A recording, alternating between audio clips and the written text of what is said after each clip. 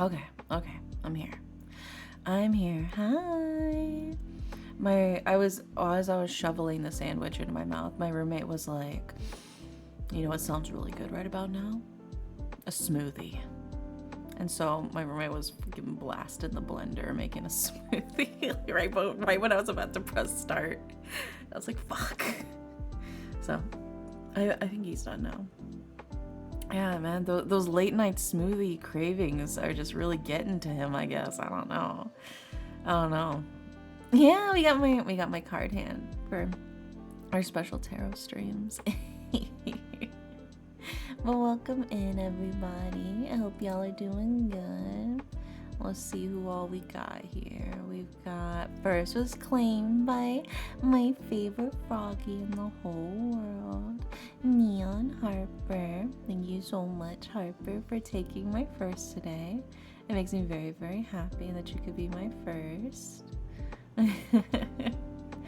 Oh, when did you get a new model?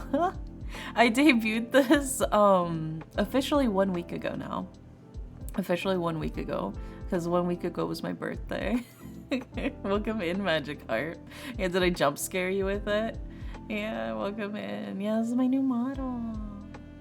My day always gets better when we start streaming. Aw, you're such a sweetheart. You're such a sweetheart. You can pretend it's the Spirit City Kitchen DLC. I know, dude. I know. It's crazy. It looks really good and happy late 400th birthday. Actually, I'm 229. Thank you very much. 229 years young. Thank you. I'd appreciate it if you didn't mess up my age.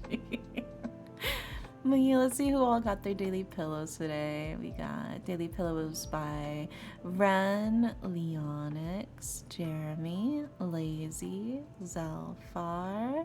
We've got Thesaurus, Red Golite, Vortexiality, Alex, Chains, It's Rad, and Magikarp, and Nylet.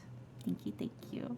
Thank you for grabbing your daily pillows. I hope you all can be nice and comfy cozy with your daily pillows. Yeah. I'm glad you guys like the new model. Oh yeah, dude, I was rushing. I was setting things up. I forgot to make the waiting room for it on YouTube, so I had to make it on YouTube, the waiting room on there, but then I also forgot, because of that, I forgot to change the name of everything on the Twitch side, and then I had to make the going live post, and then I was still setting up like my model and stuff, trying to get it all ready, and I was just like, and by the time I'd already pressed like start and go live, I hadn't even touched my sandwich I made, because I made a sandwich so I could eat it for breakfast / lunch. But I'm here now. We're here now, and that's all that matters. let me drink some water. Let me hydrate. Okay. Let's see. Who do we have in the queue today? First in the queue is Zelfar, who wants a general reading. After Zelfar is Ren, who also wants a general reading. And then after Ren is Leonix, who wants a love reading. We've got Thesaurus, who wants a general reading. Lazy, who wants a love reading too. We've also got Red Golite, who wants a streaming hobby reading. We've got Alex, who wants a love reading as well. Magikarp, who also wants a love reading. Yeah, lots of love readings tonight. And that's our current queue. That is our current queue so far. So there we go. We will go ahead and get started with Zelfar's reading. You in here, right, Zelfar? Where you at, Zelfar? I'm surprised I still have VIP. Yeah, I think you've changed your name since I last saw you, so I don't actually remember what your old name was, but I try to not get rid of people unless I literally haven't seen them in like 3 years in chat or something, then yeah. But if you at least pop in every now and then. It was Scorpio. Okay. Yeah. Yeah, I mean, if you've been here, you know, at least every once in a while, I'm not gonna take it away. Okay. Let's go ahead and shuffle and let's do Zelfar's reading. Yeah, imagine not showing up every so often. It's okay, it's okay. Everybody's got lives. There's nothing wrong with that. I pop in when I remember I have Twitch. That's so real. I just wanted to say that we love it. I love and appreciate you guys too. I have such a good time hanging out with all y'all. And it's fun that I finally get to use my new model for tarot streams now too. I haven't updated the background on the tarot card thing that I have, so it matches a little more with my overlay. What do you think? What do you think? Don't I look so professional? Your new model looks so good. I'm gonna miss the old one though. Aw, thank you. Yeah, well, I mean, this one was also drawn by me. So the old one was drawn by me and it was rigged by me 3 years ago. This one was drawn by me, but it was rigged by a friend this time. So it's still me, it's still my art. It's just 3 years have passed and I've gotten better at it. It was my very first model that I made, so it was a little janky, but it was still, you know, my very first. But hi, Cyber Monkey, welcome in. Yeah, I love chilling with you guys.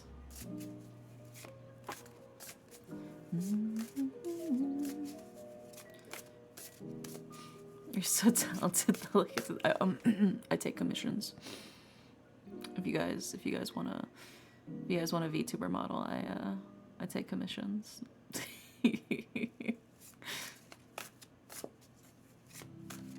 Just a casual self promo right there. It may be jank, but it's got its charm too. Yeah, it did. I was still very, very proud of it. Honestly, for my very first model ever, I think I did a pretty good job on it. But, you know, my designs changed a little bit. Not too much. I feel like it's still recognizable that it's me. But my art styles changed a bit. You know, my color palette's tweaked a little bit. I think it still adds to the charm, you know?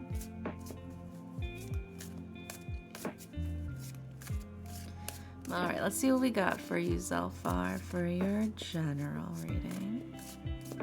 Why are you so dang cute? Oh my god. No, that's not it. That can't be right. That can't be right. You must be thinking of someone else.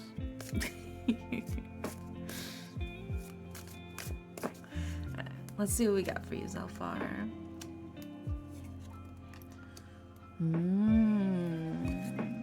What an interesting reading to start off the start of stream. All right. Okay. Let me put these up on the screen for you, Zelfar. Yeah, this is what we call in the industry intriguing. Yeah. Okay. Let's see here.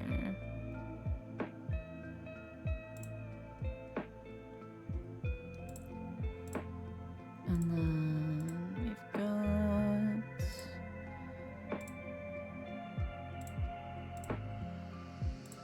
that one.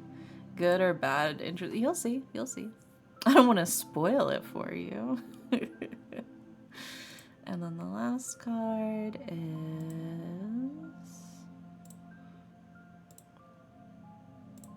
There we go. Okay, Zelfar. For your general reading, in order of left to right, we have the reverse 8 of Cups, we have the 3 of Swords, and we have the Ace of Coins, right? Can't stay and enjoy this. Oh, thank you for the biddies, though. Take care of yourself, Nyla. Thank you for the biddies. But yeah, so we'll go ahead and we will start with the reverse 8 of Cups. The reverse 8 of Cups is a card of now that you are no longer tied down or tethered to something, in a way, you are way more free, right?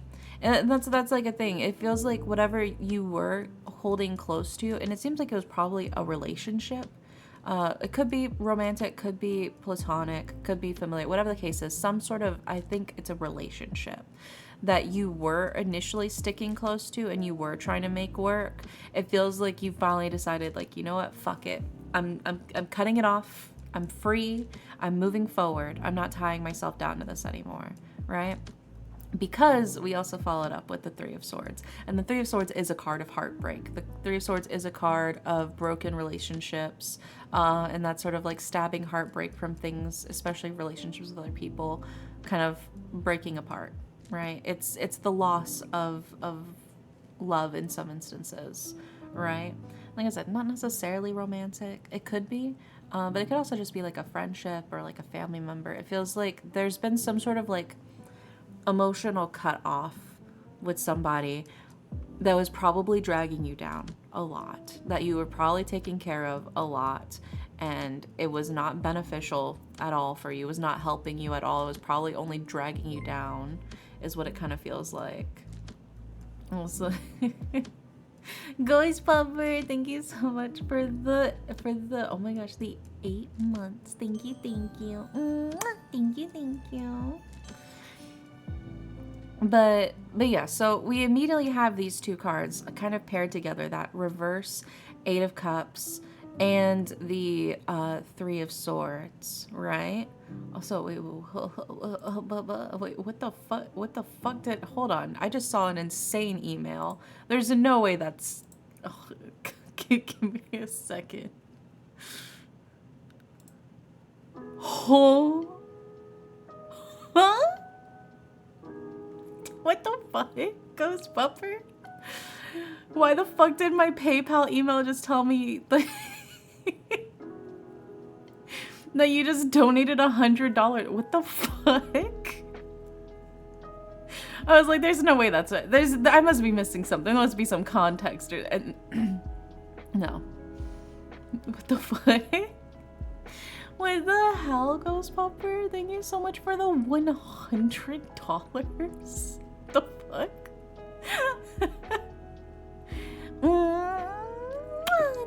Thank you. Oh my gosh, Ren, thank you for the 100 biddies. Do you wanna add a Yu-Gi-Oh card to your reading? Is that what you're getting? Yeah, you know what? Because of Ghost Pupper's, very generous donation, everybody's gonna get Oracle cards and Yu-Gi-Oh cards today. So, as a bonus, just, you know, as a bonus, thank you for that. We'll consider that having paid for everybody's Oracle card and Yu-Gi-Oh card. All right. Yes, please. Also, I want to get that hydrate. Yeah. I got you. Yeah, you in on the hype train now. Thank you for the 100 biddies, man. And thank you so much for the dono, Ghost Pupper. Thank you. But yeah, I think you cutting off this relationship, whatever it may have been for you, Zelfar, I think this was good for you because we followed up with the Ace of Coins, right? The Ace of Coins is a card of prosperity and luck and just like enjoyment of good things, right? It's taking in that nourishment, it's your wealth, it's pleasure, it's a good card, it's an ace, right? It's the ace in the hole, and it's the ace of money, right? So it really feels like the ending of this relationship, whether it was, you know, romantic, platonic, familial, whatever it was, it feels like this is giving you the chance to really just move forward and be your best self and bring in good new things into your life, right? That's why I said it was an interesting reading to start off with, because we start off with that reverse 8 of Cups and in the 3 of Swords, but we do end it with the Ace of Coins. Right? And that is very much, I think, a card of like both hope and reassurance for you that things are going to work out, right? But let me grab your Oracle card and your Yu-Gi-Oh card. So it's a good cutout. Yeah, for me, this reads very clearly as like, it was good that you set your boundaries and that you've ended things with probably this specific person honestly. It very much reads like this was for the best for you. Like, genuinely, this was for the best for you. And because of it, you can now move forward into better things. Because sometimes life is rough, and you kind of do just have to be like, I can't do this anymore, man, you know, and just break it off. Like, as much as you want to take care of people and you want to help people, there's a limit before it's only hurting yourself, you know.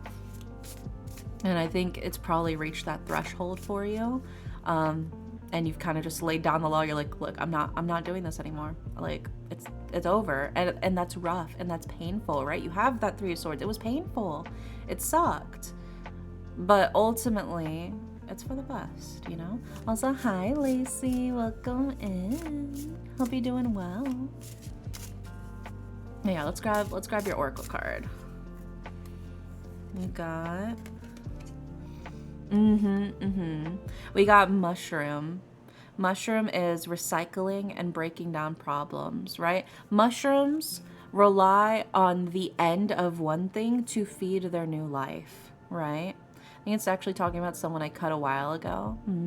I think it's very possible. It has been a while since I think you got your last reading though, but it does feel like it's coming into play here in a good way. But yes, you think of mushrooms, right? Mushrooms, where do they get their nutrients? They get it from dying plants and animals, right? Things that are already gone, they decompose them and they take all of that matter and they use it to sustain their new life, the life of the mushroom, and also to enrich the soil and all of these other things, right? So it's by you, I think, properly breaking down the situation and moving forward is what's giving you that new enrichment in your life, right? Oh, so my God. Anon, thank you so much for the gift sub. Thank you. But yeah, I think it's a really solid thing. But yeah, let's also get your Yu-Gi-Oh card too. Had to squeeze by Miss Miku without knocking her over. There you go. Okay. But overall, I mean, it's already, I think, a good reading for you. It's kind of telling you, like, what you did was the right choice for yourself, you know? Let's see what we got for your Yu-Gi-Oh card. You got... Yeah, you get the whole kit this time. Yeah, thanks to the generosity of Ghost Pupper, everybody today, regardless of if you're subbed or regardless of if you donate 100 bits, everybody gets an Oracle card and a Yu-Gi-Oh card with their reading today.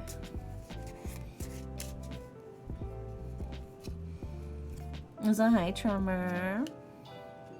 Yeah, you got the Gyakugire Panda. Oh my god, thank you so much for the follow, Lacey. Yeah, Gyakugire Panda. Increase the attack of this card by 500 points for each monster on your opponent's side of the field. When this card attacks with an attack that is higher than the defense of your opponent's defense position monster, inflict the difference as battle damage to your opponent's life force. I feel like this is kind of saying you felt cornered. You felt cornered, you felt like the odds were very much against you. You probably felt like you should have been outnumbered. It shouldn't have worked, right? But it's kind of in those moments of feeling trapped and backed into a corner is kind of where things can shine for you, right? And that's kind of where you come out and you gain that strength necessary to succeed, right? That's kind of what I get from this Gyakugire Panda, is that it was really only when you were kind of, your hand was forced that you ended up making that call, but it was for the best, right? Like I said, it can be tough. We have the Three of Swords for a reason. The Three of Swords says that it hurts, right? But sometimes, you know, sometimes it's for the best. Sometimes it's better to hurt more, like, now than to hurt way more in the future, you know? You just gotta get over it. It's like ripping off a Band-Aid, right? Yeah, like I had to make the choice between him and other people, and I chose the others. It can be really rough, you know? But sometimes it's just what you gotta do, man. But it feels like you did make the right choice. I think if you ever had any lingering worries, I think the cards are very clearly here trying to tell you, like, ultimately it was the best choice for you. And it's pretty clearly saying that, you know. So hopefully, you know, that gives you some comfort that what you did was the right thing and that all you can do is move forward. You know, time heals all wounds. It'll take time, I think, especially if you were especially close to him, to sort of get over the loss of the potential friendship or whatever it may be. But it gets better over time. It does. It really does. Because I've been kind of in that unfortunate position too with some ex-friends. I've talked about it before, you know. But it really do be like that sometimes, but it'll be okay. I'm glad I could help so far. Yeah, it'll be daijoubu. All right, next up in the queue, we've got Ren, and Ren wants a general reading as well. Have another dairy for good luck. Oh my god, summoning another fella. Fella has entered the building. Yes, you. It really is. You're here. You are. Did it end up summoning another fella? Where am I? Oh wow. I don't know why it was delayed, but there we go. I think it's because I had it tabbed down instead of up like I normally have it running in the background, so that's probably why. There we go. Look at him go. There we go. The several little fellows spawned simultaneously.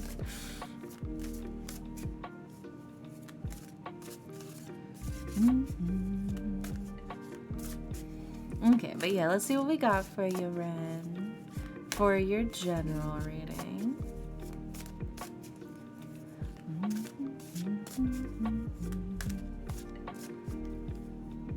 They were waiting, yeah. I'll be lurking. Yeah, thanks for popping in, Wombat. I appreciate you. Welcome in, welcome in. Yeah, we're doing tarot readings for chat today. I believe we still have a couple of slots open. If you guys want to get in the queue, it'll be later. We're still going through. It'll probably be like another 2 hours before we get to you. But if you want to reserve the slot to guarantee, it's through the tarot redeem, the channel point redeem. Hi, Spicy Palm. Welcome in. What's up? What's up?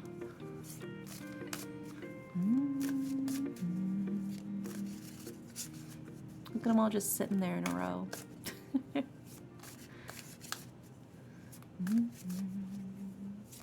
Yeah, they all just sitting there. And then, there we go. Then the other one joins them.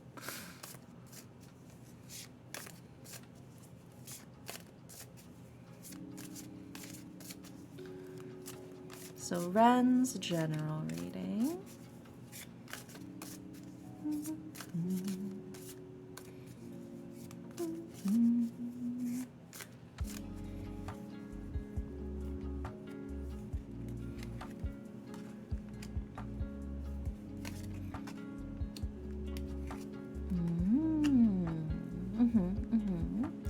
Now let's grab your oracle card.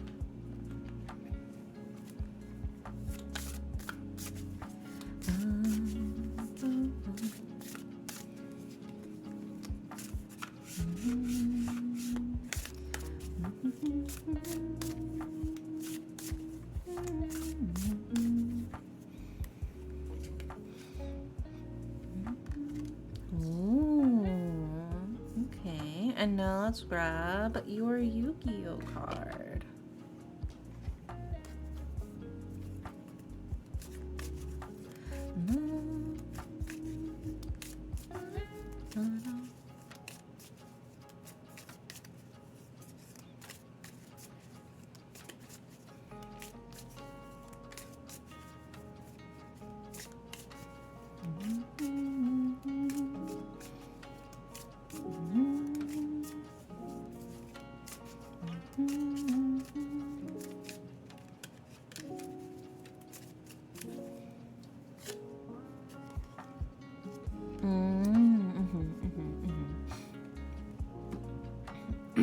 Okay, we got all the cards for you, Ren. Let's go ahead and put them up on the screen starting with, boop, and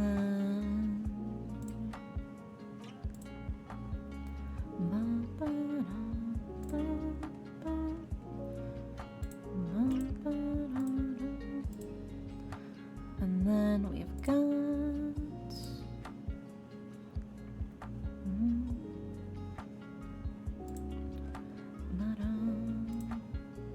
it's a normal reading, right? Nothing's, you'll see. You'll see. I don't want to spoil it for you. You keep wanting spoilers. All right. So, for your general reading, Ren, in order of left to right, we have the Fool, we have the reverse King of Coins, and we have the Knight of Cups. And then for your Oracle card, we have the Moon. And then for your Yu-Gi-Oh card, we have Dark Magician Girl. So we'll go ahead and we'll start with the Fool, right? The Fool is a card of new beginnings. It's a little bit of like naivety, some innocence. You're very new to things, don't have very much experience, but you're excited to see where life takes you. You're excited to see where you're headed, where you're going, and the kind of adventures you'll run into along the way, right?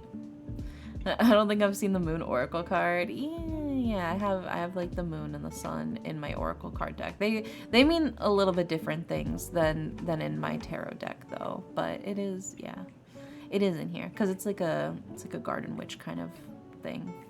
It's the Green Witch Oracle deck. So, but yeah, so we start off with that Fool, which is like the beginning of something new, starting out with very little to no experience. And ready to see where life guides you, where you're headed, you know? We also followed up with the reverse King of Coins, which is interesting because while the King of Coins is normally a card of like security and stability, in its reverse state, it tends to lean more into stubbornness and rigidity, right? Somebody who is so focused on success that maybe they don't get to fully pause and enjoy what benefits and what things they've already reaped, right? It's the end of one thing, the start of something new, no time to pause, no time to enjoy, you know, what you've accomplished so far. But I think what mostly stands out to me is the stubbornness and the rigidity, right? Because you can see it's an oak tree.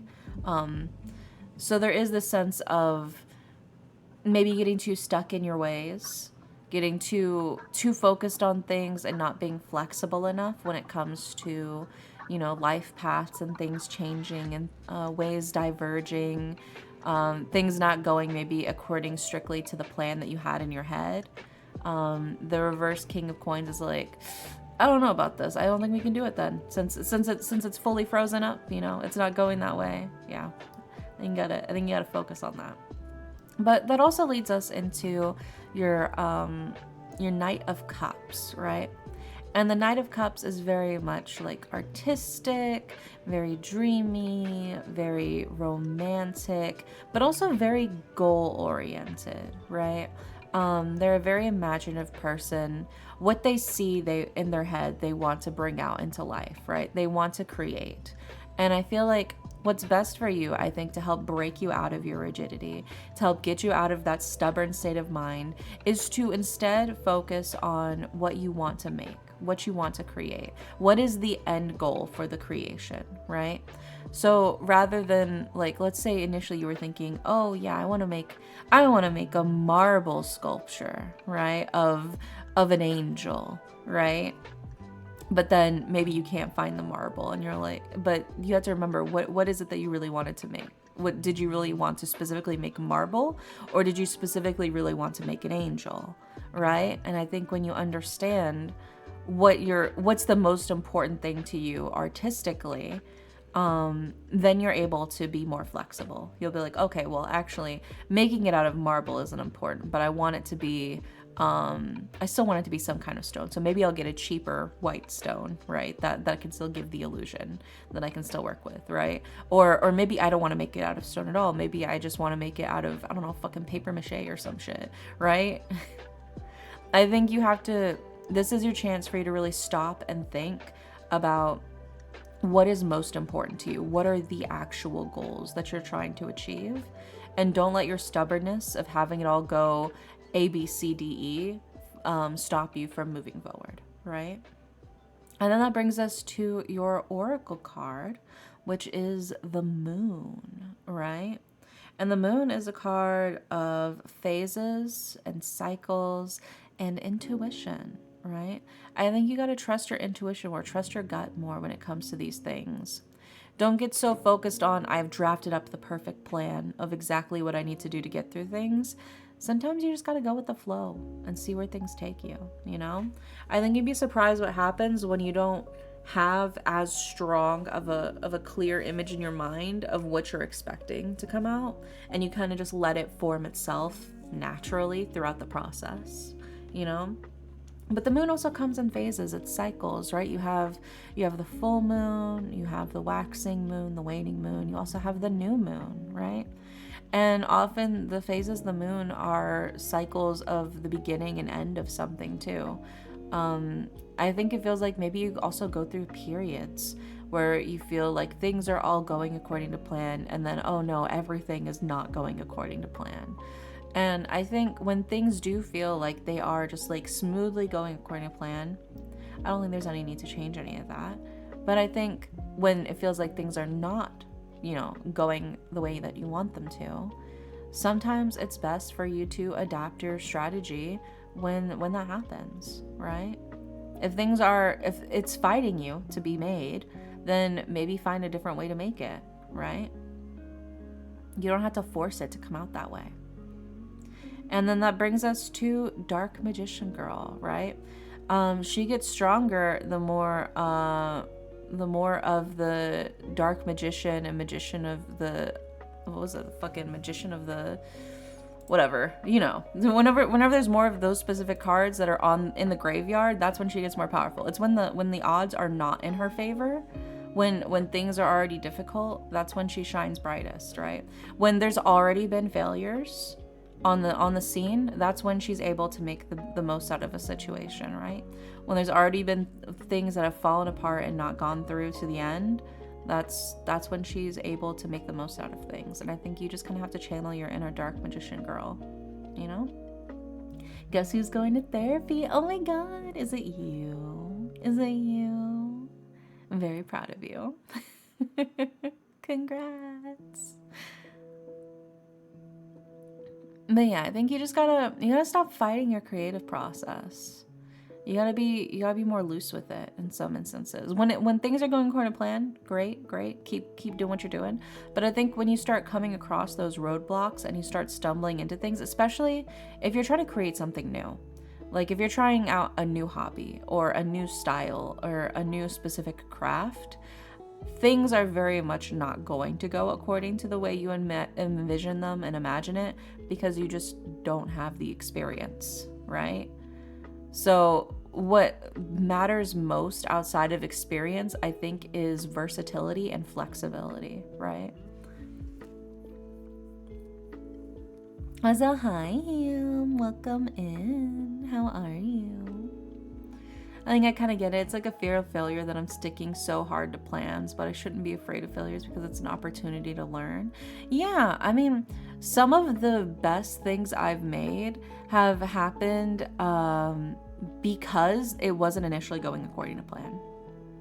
And I had to rewrite things and I had to make things work, right? I think when you try to kind of force your way to make shit happen, it inevitably crushes the fun little spirit of the way things could have gone if you just let it flourish in its own natural state, you know? It's trying to force everything into the perfect boxes. Some things do like to be put in a beautiful little box and they're perfectly box shaped. And that's wonderful for them. You can easily just slide them right in. No worries, no frustrations. But some things are in fact not very perfectly box shaped. And when you try to jam it into the box and try to force it to fit, you're gonna break off some really key and beautiful pieces to it, you know? It's happy little accidents, exactly. Who did I scam to get VIP? I forgot. You earned that fair and square, Ham. You just don't want to admit it. It's okay. I know you're a little tsundere, Ham. I know you don't like to admit that you like me, but it's okay. I know the truth. I know the truth. It's all right. But yeah, I hope that helps, Ron. I think you just gotta be a little more loose with it, a little more free with it. Any game, anytime, pull up. Aww. You wanna play games with me? See, you do like me. You wanna bond with me. Isn't that so cute, chat? Ham's over here asking me on a video game date. Isn't that so precious? Yeah, didn't think I'd turn it like that on you, did you? It does. Thank you for the reading. Thank you, cards. Yeah. I'm really glad. I'm really glad it helps. Yeah, so adorable. If I didn't know any better, I would think you were a honey smoked ham with how sweet you are, Ham. I don't know how you, but I'll ban you. You can't ban me. This is my domain. This is my power that reigns here. Alright, next up in the queue, we've got Leonix. And Leonix wants a love reading. Ooh. Let me go ahead and sip my water first. But yes, we will do Leonix's reading now. Yay! That's me. Yes, you! Ah, ice cold water, dude. I fucking love ice cold water. Okay, let's see what we got for your love reading, Leonix. Oh, hi, Sammy. Welcome in.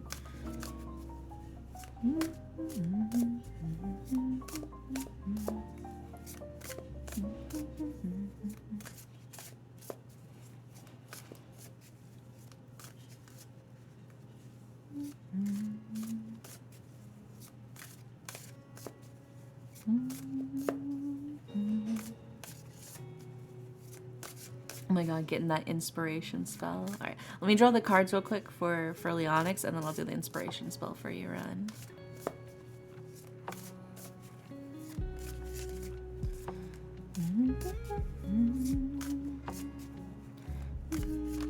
I humbly request inspo. I still have things I want to work on. Yeah, I got you. We need to give the small dairies money so they can gamble.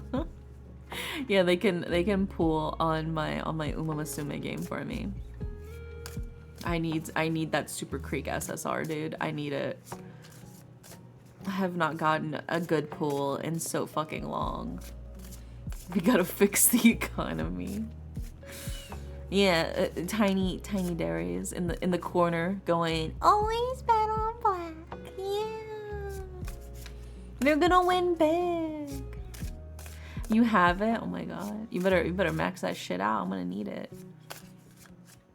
I need that Super Creek SSR so bad.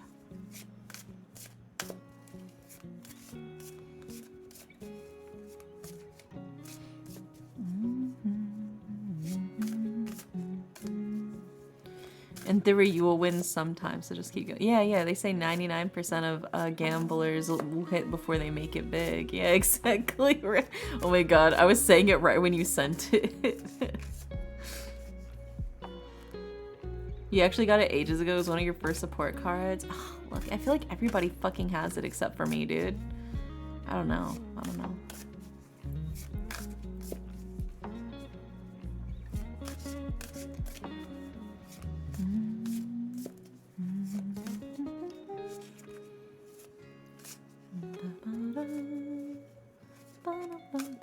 I don't. It's okay. Me either, Red Go Light. We're super creekless together. Yeah, because like all the guides too are like, yeah, just add fully maxed out Super Creek and fully maxed out Kitasan Black, and fully maxed out of all of these cards, and of course your horse will do well. So it'll be easy for you to. It's like, yeah, no shit. If I had fucking maxed out Super Creek and maxed out fucking Kitasan Black, I'd have no issues, but I don't. So give me an alternative, bitch. Like, Jesus. I got it from one of the first banners. It wasn't featured. Oh my gosh, yeah. Yeah, I also, I don't have Kira-san Black. I just borrow Kira-san Black from other people. I rent her ass. I'll start an underground rebellion in this chat and ban Dere. Nah. You fail to realize how much power I truly wield within my own domain. I just borrow too.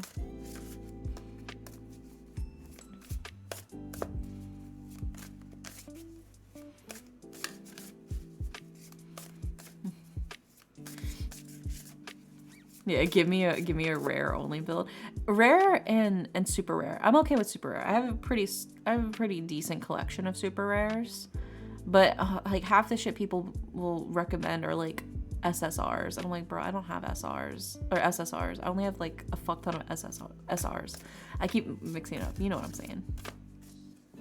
I'm Ham. I make the impossible possible just to prove someone wrong. Oh, what are we talking about? We're talking about the horse game. Talking about the horse scroll game. Dude, I've been having the absolute worst luck with Symboli Rudolph. She just keeps failing on the most basic fucking campaign goals.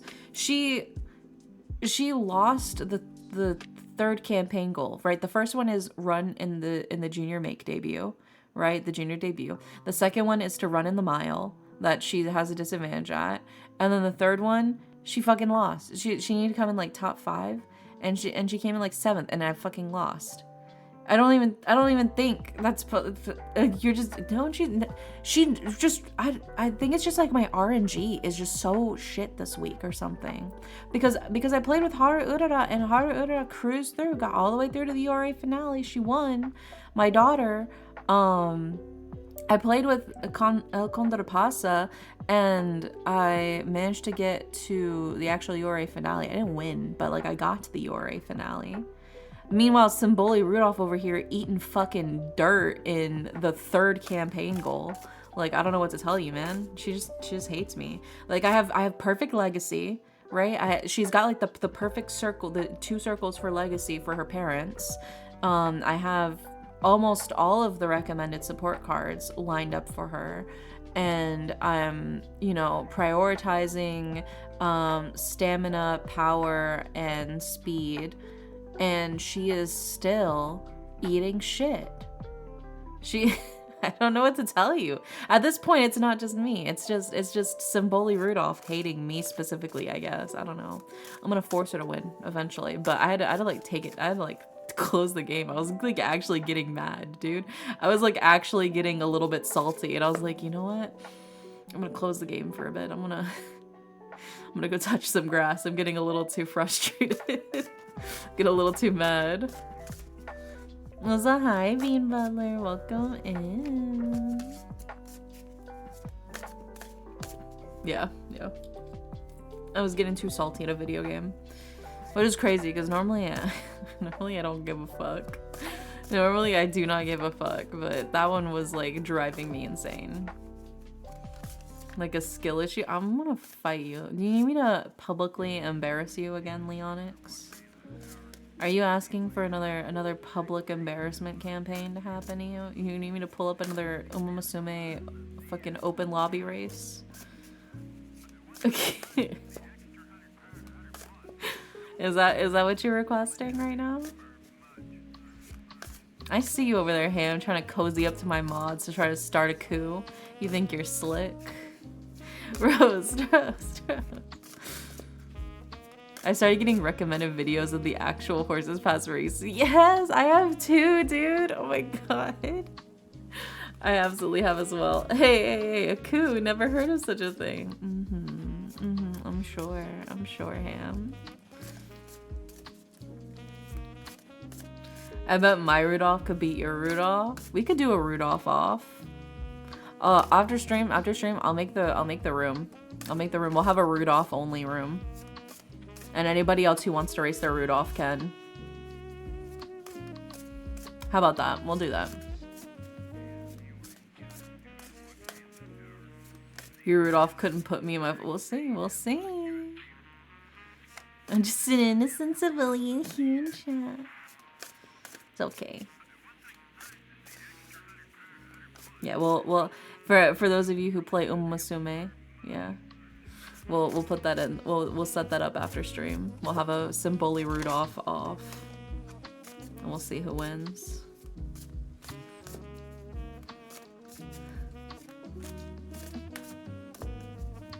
Oh, once you saw Gold Ship Arima Keenan run. Oh, nice. I don't know if I saw Gold Ships, but I definitely saw Grass Wonder. A lot of people have been posting clips of the original Grass Wonders running. I also saw Tokai Teo.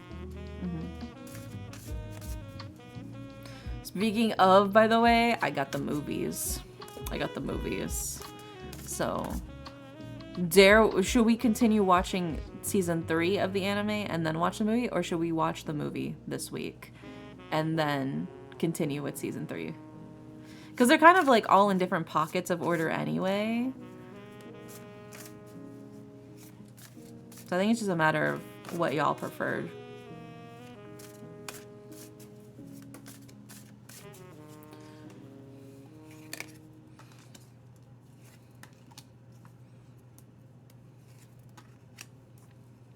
And then let's grab your Oracle card, Leonix.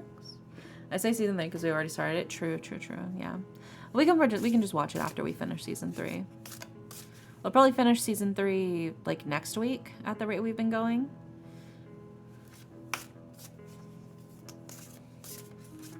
Season 3 and then the Agnes Tachyon movie. Yeah, that's the one I was thinking of. Yeah.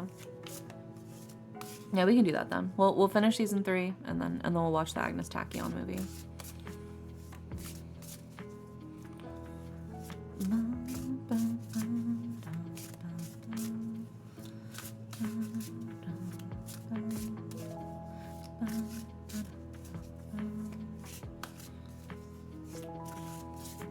Everyone's favorite horse, airplane turbulence. Yeah.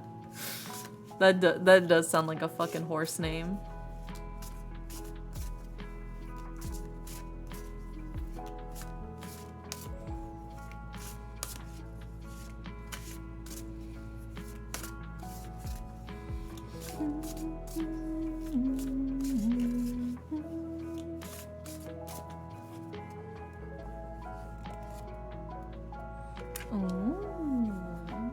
And now let's grab your Yu-Gi-Oh card, Leonix, for your love reading.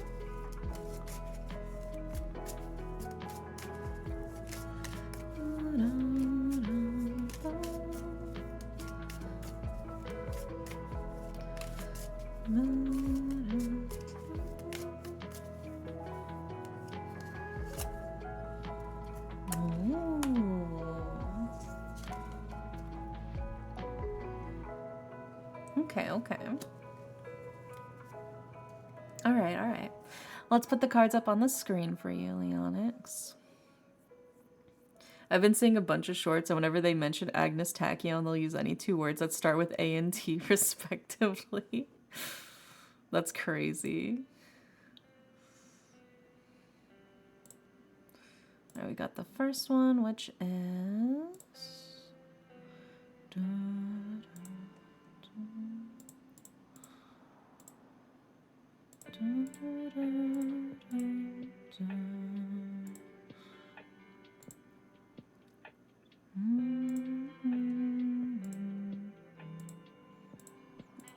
And then the last one is... There we go. Okay. We've got all of the cards for you, Leonix, for your love reading. It does sound like an ingredient. I used Agnes Tachyon for my soup, but any tachyon will do. Oh my gosh. Yeah, soup ingredient. A love reading. Yeah, we got your love reading up on the screen for you. So, Leonix, for your love reading, in order of left to right, we have the 6 of coins. We have the 9 of coins.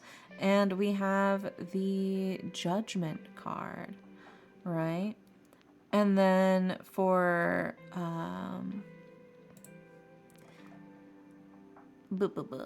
For your Oracle card, we have Spring. And then for your Yu-Gi-Oh card, we have Dragon Capture Jar. All right. So we'll go ahead and we'll start breaking things down for you, starting with the Six of Coins. The Six of Coins is a card of, it's like putting in the time, putting in the effort, and you're rewarded, right? It's the sweet fruits of your labor. It's a card of generosity. It's also a card of abundance. It feels like the time and effort that you've put into things to try to really help make yourself shine, especially in terms of love, it does feel like it's starting to bear some fruit. It does feel like you're putting yourself into a good position to find the love that you are looking for, right? We also followed up with the Nine of Coins. And the Nine of Coins is, again, taking the time to not push yourself too hard, to not spread yourself too thin, and really just focus on yourself. Really love and cherish yourself. Take time for that sweet, sweet self-care. You know, be gentle with yourself, and also just have a good time. Bless you, Darius. Yeah. He sneezes so fucking loud, dude. Yeah, I'll tell him later. By the way, my chat said bless you. If he's still awake. Sometimes he's asleep by the time I finish. But yeah, so it does feel like this is a card kind of telling you, like, take your time, do your things for yourself, and just enjoy what brings you specifically joy, right? And that's always gonna lead you into a better place, and lead you into better opportunities for yourself anyways, because what better way to find, you know, somebody that you're interested in romantically that likes the same stuff you do than just doing the stuff that you like to do and meeting them there, right? That's the best case scenario. We also followed up with the Judgment card, which is the end of the night, right? And the dawn of something new.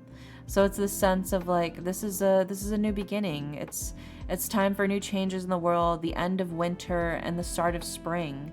And again, that's sort of echoed as well with your Oracle card, which is the Spring card, right? Which is rebuilding, it is awakening, and it is rebirth, right? It feels like there's new possibilities. There's change just over the horizon. It feels like you're finally starting to sprout. Love is starting to blossom in its own sense as well. And then we interestingly followed up with your Yu-Gi-Oh card, which is Dragon Capture Jar, right? And Dragon Capture Jar, change all face-up dragon-type monsters on the field to defense position. Also, they cannot change their battle positions. So right away, that's giving the feeling of know your demographic, right? Know your niche. Where does your Riz work perfectly? Where do you have the most effect, right? And utilize that to your advantage, you know? Real progress. Well, I remember the cards are like, maybe not this way for you, Leonix. Yeah, Dragon Capture Jar is like a mini reminder for you of, like, know where you're wanted, in, like, the sense of where you are considered, you know, peak appealable. You know, do you understand what I'm saying? Do you understand what I'm trying to explain? Everybody's got their core target demographic. You just gotta know where to shoot your shot. You gotta know where to cast your net. There we go. Yeah. Because, like, you know, they say love is an ocean. There's plenty of fish in the sea, but you still got to know where to cast your net in order to actually reel in those fish, right? You still got to know what bait to use in order to seduce those fish. You know what I'm saying? So it's very much that. It's like, this is the start of something new. Take care of yourself, enjoy yourself, but also feels like you've put in a lot of time and effort and work, and it feels like that's starting to pay off and new good things are coming your way, right? You find the person who jives with your tism Riz. Yeah, exactly. You just gotta find it, yeah. But I believe in you. You got this. Also, hi Mita, welcome in. Hope you're doing well.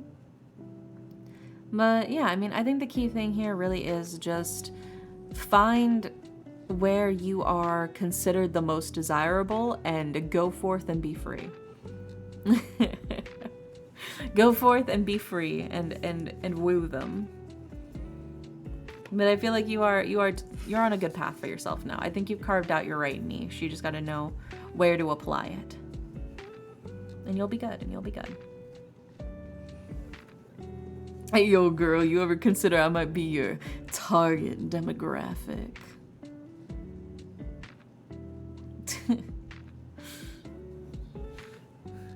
I believe that you don't have negative riz. I've seen people who have no charisma whatsoever, who are very awkward, and yeah. Oh yeah, that reminds me, I need to do Ren's inspiration spell. I forgot about that. Okay, let's do an inspiration spell before I forget. Let muses sing and energy flow. Unblock the dams that hold back the power and free it. Go to the goal ever closer. Luchum inspire. There you go. Hopefully that helps. Fingers crossed. But if not, no refunds or returns. So there you go. Oh my god. Have you seen me meeting people / talking to them for the first time? I haven't. I can't say I have. But I'm sure you're great. I'm sure you'll be fine. Oh yeah, I forgot about that too, Lamau. There you go, there you go. Well, now you got it. Hopefully that'll kick in for you. Next up, we've got Gothosaurus. And Gothosaurus wants a general reading. I can't even unmute in a VC when I'm in it for the first few times. That's so real, dude. That's so real. I feel you. I do the same shit. I can't even join a VC if it's like 5 people and I only know 1 or 2 of them. I can't join the VC. I literally cannot join the VC. I need to know at least 80% of the people there. Otherwise I'm bailing. Otherwise I just look at the VC longingly like, damn, wish I could be in there.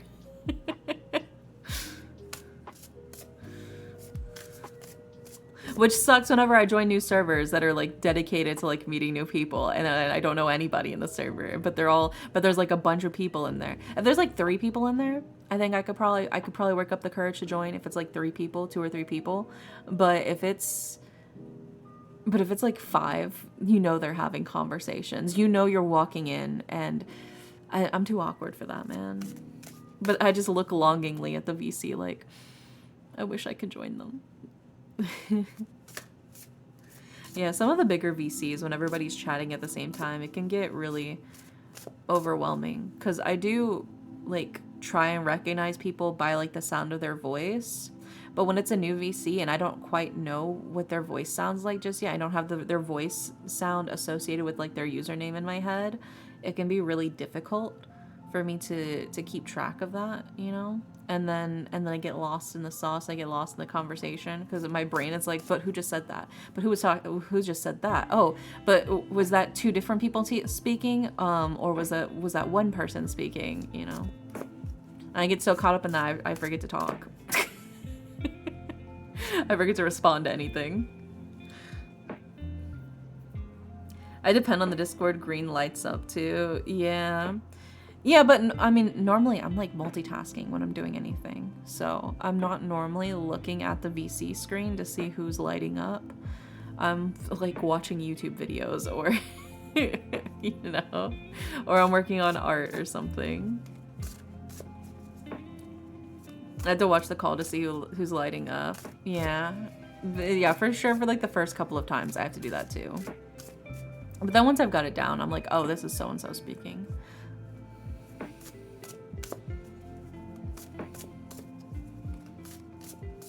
Yeah, let's see what we got for you, Gothosaurus. You're still in here, right, Gothosaurus?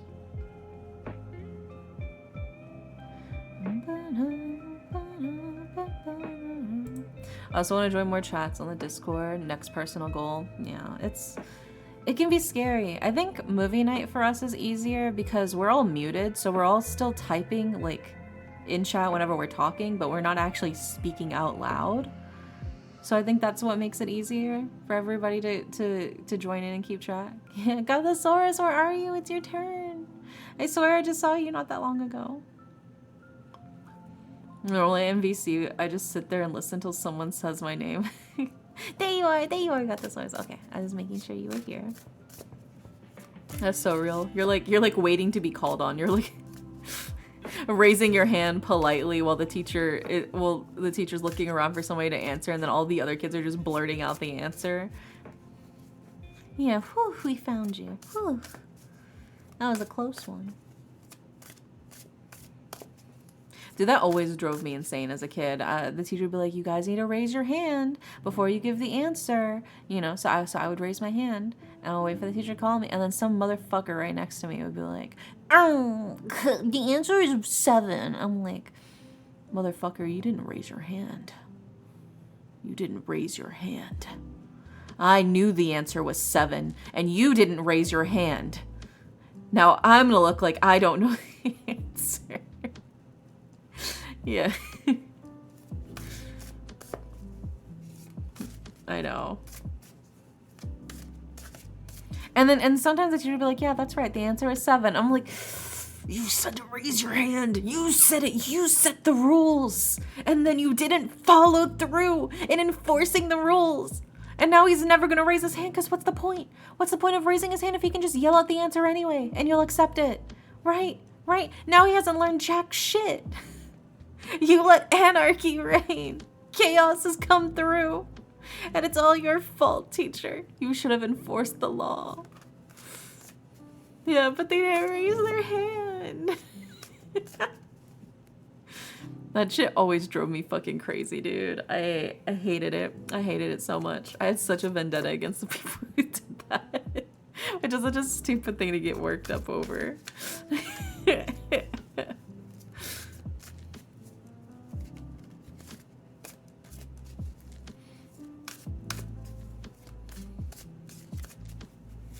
So Gothosaurus's general reading. I love how this is like clearly a universal experience. You're supposed to raise the hand, not yell it out. I know, dude. I think it's a justified rage. Yeah, that's one of the first instances in your young childhood that you learn that the world does not run on the rules that they so clearly claim to have, right? That even society itself is thinly veiled chaos. When that motherfucker just shouts out the answer instead of raising his hand. That's when you know the world's already gone to shit.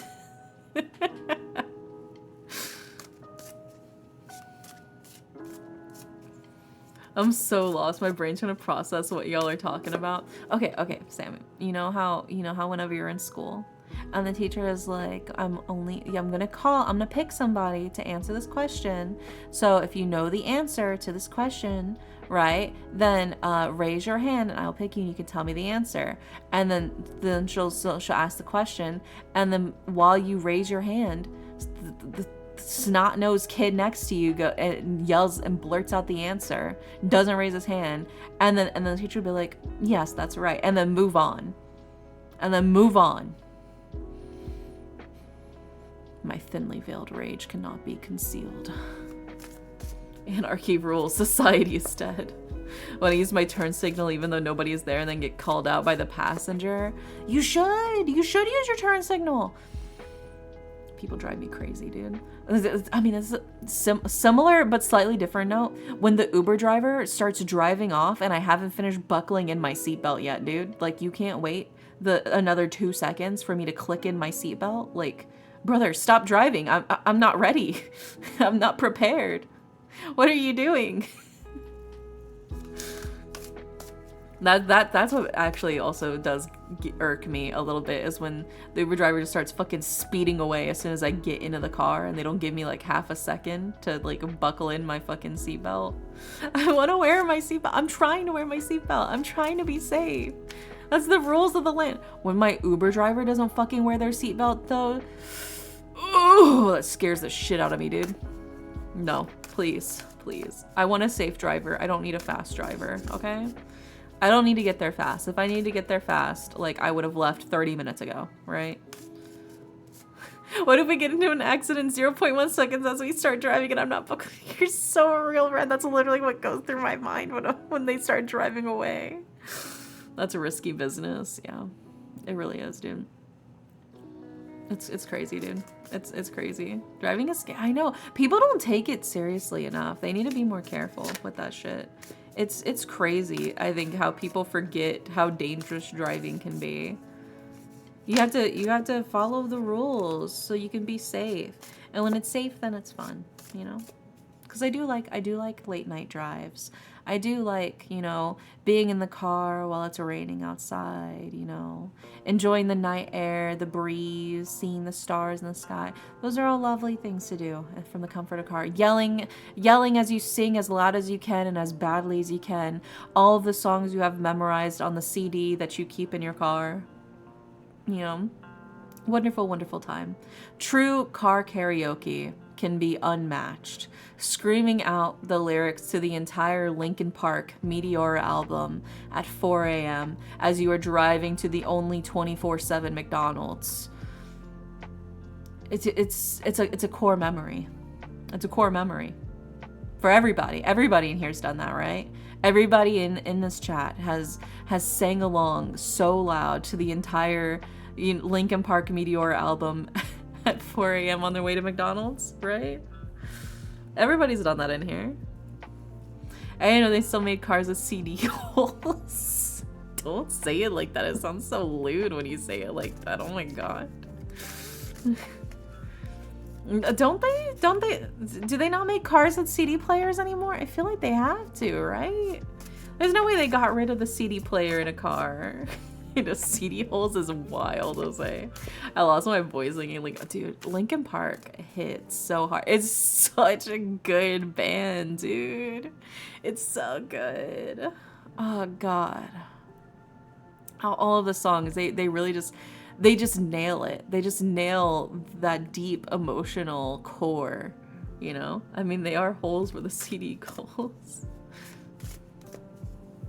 Why are there fewer 24-hour spots now? COVID. Literally, it's literally because of COVID. Because whenever COVID hit, a lot of things had to reduce management, had to reduce staffing, and because of the reduced staffing and the reduced people actually leaving their house, the hours that suffer the most were the late night hours. So, you know, they would close shop early. They'd be like, oh yeah, we're closed at like 8 p.m. now. Because they were only getting a handful of customers in like the dead of night anyways, because most people were asleep. And so it's just easier for them to save money after that happened by just cutting out those hours entirely. Yeah, it's rough. It's rough because I am the bitch going everywhere at like 4 a.m. I love late night and 24-hour spots, and they are a dying breed because it's just not as profitable anymore, honestly, to be out that late. And people think you're like doing something bad if you're out that late. Like, people think that you're suspicious just for simply existing late at night. Like, I'm not a criminal, dude. I'm a fucking insomniac. Like, Jesus Christ, just let me buy my ice cream in peace, dude. Like, it's not that deep. My parents' car has a Kids Bop CD stuck in the CD hole. Dude, I had a car that could hold like 4 CDs at once. It had like it's like the spinning thing. You guys know what I'm talking about? Where you put in the CD and you could click and it could swap to the next CD that was in the CD like holder inside of that. It was so fucking sick, dude. I had Linkin Park. I had a KMFDM album, and I had like Disney Channel bops. And then I had my Burn CD that my friend made me, but which was basically like a mixtape of Vocaloid songs and shit like that. I also had that. Yeah, very, very drastically different music genres. Do you guys know what I'm talking about? It was like a Disney. It was like the Disney version of Kids Bop, basically, where they had like a bunch of kids singing like all of the classic Disney songs. I used to love that fucking album, dude. I feel like I'm crazy. I have a CD holder book thing in my car. Oh my god, dude. My mom has so many of those. Yeah, my mom definitely has so many of those. I didn't have that many albums, but I did have quite a nice selection. But my favorite one was honestly, I switched the most between the Linkin Park, the KMFDM, and the burned CD of Vocaloid songs. I still treasure that, dude. That was my first foray into Vocaloid music. Was back in high school. My friend made me a burned CD, like mixtape type of thing, and gave it to me as a present. And it had like so many classic bangers on there of like anime openings and endings, and it also had like Vocaloid songs on there. And yeah, I remember Walkmans. Yeah, I had a Walkman. I feel so old, dude. I feel so fucking old. But it's true. Yeah, that was like literally, that was like baby's first Vocaloid for me. I was obsessed. That's how I fell down the rabbit hole.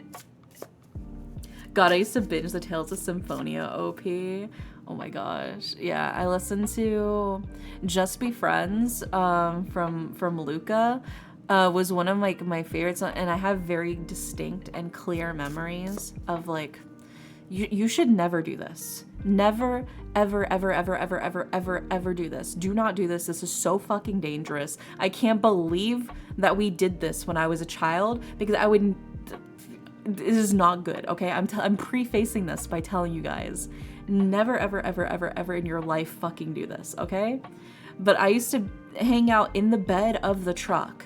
Like the actual open bed of the truck. I would lay down in the bed of the truck while we were driving down the fucking highway at night, and I'd see the fucking stars in the sky, and the wind would be whipping around like crazy around me, and I would just be blaring my fucking music with my headphones on as we're driving down the late night highway, listening to fucking Vocaloid as we were going through. And what an incredible experience to see the entire openness of the sky right above you with all of the stars just shining right ahead, you know, because we're like kind of deep in the countryside at this point on the highway. And you have the cold wind whipping about around you. You feel it on your face. You feel your hair tickling you as you're blazing down like 80 fucking miles an hour on the highway. And you are listening to Just Be Friends. All you gotta do is just be friends. It's time to say goodbye. Just be friends. It's the fucking epiphany moment, dude. You should never ever fucking do that. That's so dangerous. I'm so lucky we did not crash, or that the car did not screech to a fucking halt. That's so dangerous. But I loved it, man. I loved laying down in the bed of the truck while it was driving. But you should never, ever, ever, ever, ever, ever, ever fucking do that. That's so dangerous, dude. I was insanely lucky that nothing happened. Like, looking on it in hindsight, I'm like, holy fucking shit. I did that on my family road trips. It is an experience, I think, unlike any other. Truly, it is unlike any other. You can make an edgy anime cover with that. Yeah. You can't just say don't do this and describe the most ethereal, magical moment of all time. It was dangerous, though. That's why I'm like, don't fucking do it. Don't do it, dude. It is really not safe. But it was like country back roads. There was like hardly any cars on the fucking highway in the first place. But yeah. So that was when I would listen to most of that mixed. Because I was able to like add all of the songs from that mixed CD that my friend burned onto like my MP3 player. You know, back then when you had dedicated MP3 players.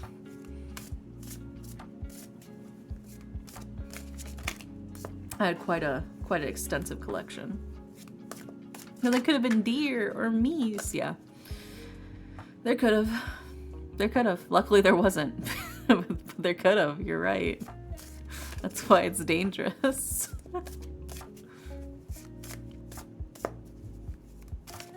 Yeah, me and my little brother would both hang out in the bed of the truck together. We both lie down next to each other in the bed of the truck, while my mom and my stepdad and my two little sisters would be in the actual car, well, in the truck, because the truck itself could only fit like max like 5 people, and there were a lot of us, so it'd be like, yeah, we're taking the truck. All right, well, I guess me and my little brother will go in the fucking trunk. Yeah, I was on family trips to Mexico. Not a lot of traffic in the small towns. Mm-hmm. Yeah, I gotcha. Oh my god. I just did a race in Umosume. I had to come in first, and there was a good rice shower running, and I overtook her at the last possible second and won by the nose. Oh my god. That's crazy. That's like, those are always the most insane moments, whenever you just barely squeak by and win. Yeah, if any of those jumped on the road in front of your truck, it could have been so dangerous. Yeah, that's why I say it. That's why I kept prefacing with never, ever, ever, ever, ever, ever, ever do that. Do not ever do that. But here's what I did. It's stressful, but you won, so it's fine. That's all that matters in the end.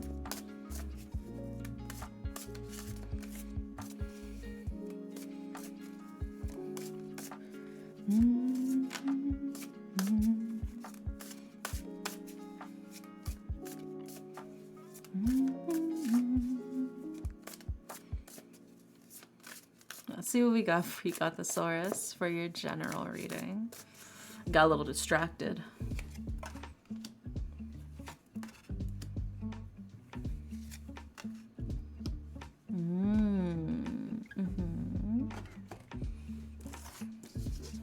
That's rough, buddy. That's rough, buddy. That's rough, buddy. Let's pull out your oracle card. This has been a big yapping stream, it really has. We've been yapping about a lot of stuff. It's usually how it goes, though.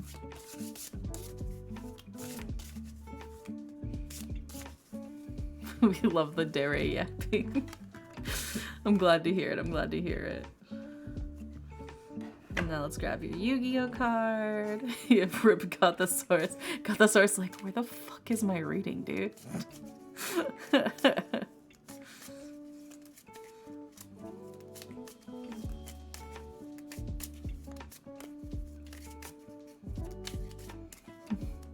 Yeah, it's okay. Y'all aren't here for fast readings. Y'all aren't here for a speed read.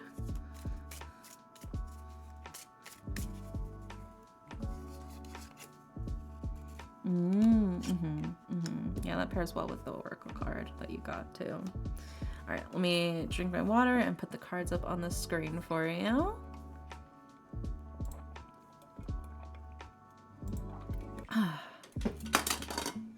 What? No, I broke the leaf off my fucking Lego bonsai. Hold on.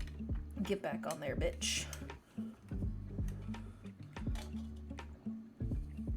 Get on there.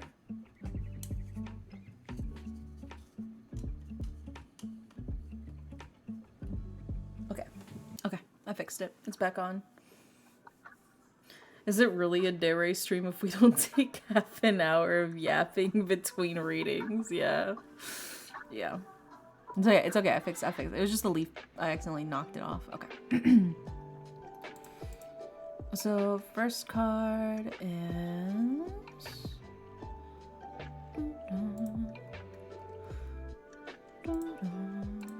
And then the next card is... And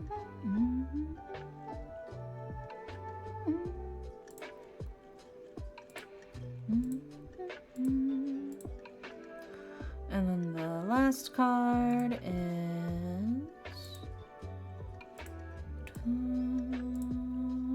Yeah, so it's a rough reading. It is a rough reading for you, Got Thesaurus. I'm gonna be real. In order of left to right, we have the Tower, we have the Eight of Wands, and we have the Three of Swords. And then for your Oracle card, we have Preserve, like fruit preserves. And then for your Yu-Gi-Oh card, we have Uguchi. Have you guys ever heard of an anime called Gegege no Kitaro? I think I have. I think I have heard of it. I don't know if I've seen it, but I've definitely heard of it. But yeah, so let's go ahead and start breaking this down for you. Starting with the Tower. The Tower is, simply put, a card of destruction. It is a humbling experience or event. The feeling of falling or things crashing down around you. It is not a fun time. Right off the bat, it's not a fun time. But it's ultimately necessary in order to build something new, to have the initial thing destroyed, right?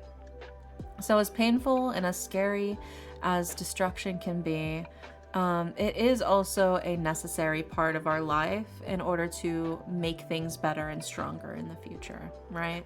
As much as it sucks. But yeah, you pull the Tower. We follow it up with the Eight of Wands.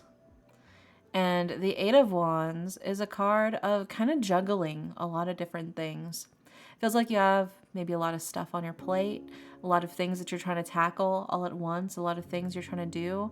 And the Eight of Wands does tell you, like, you're managing. Like, you are in fact doing it. You are making things happen.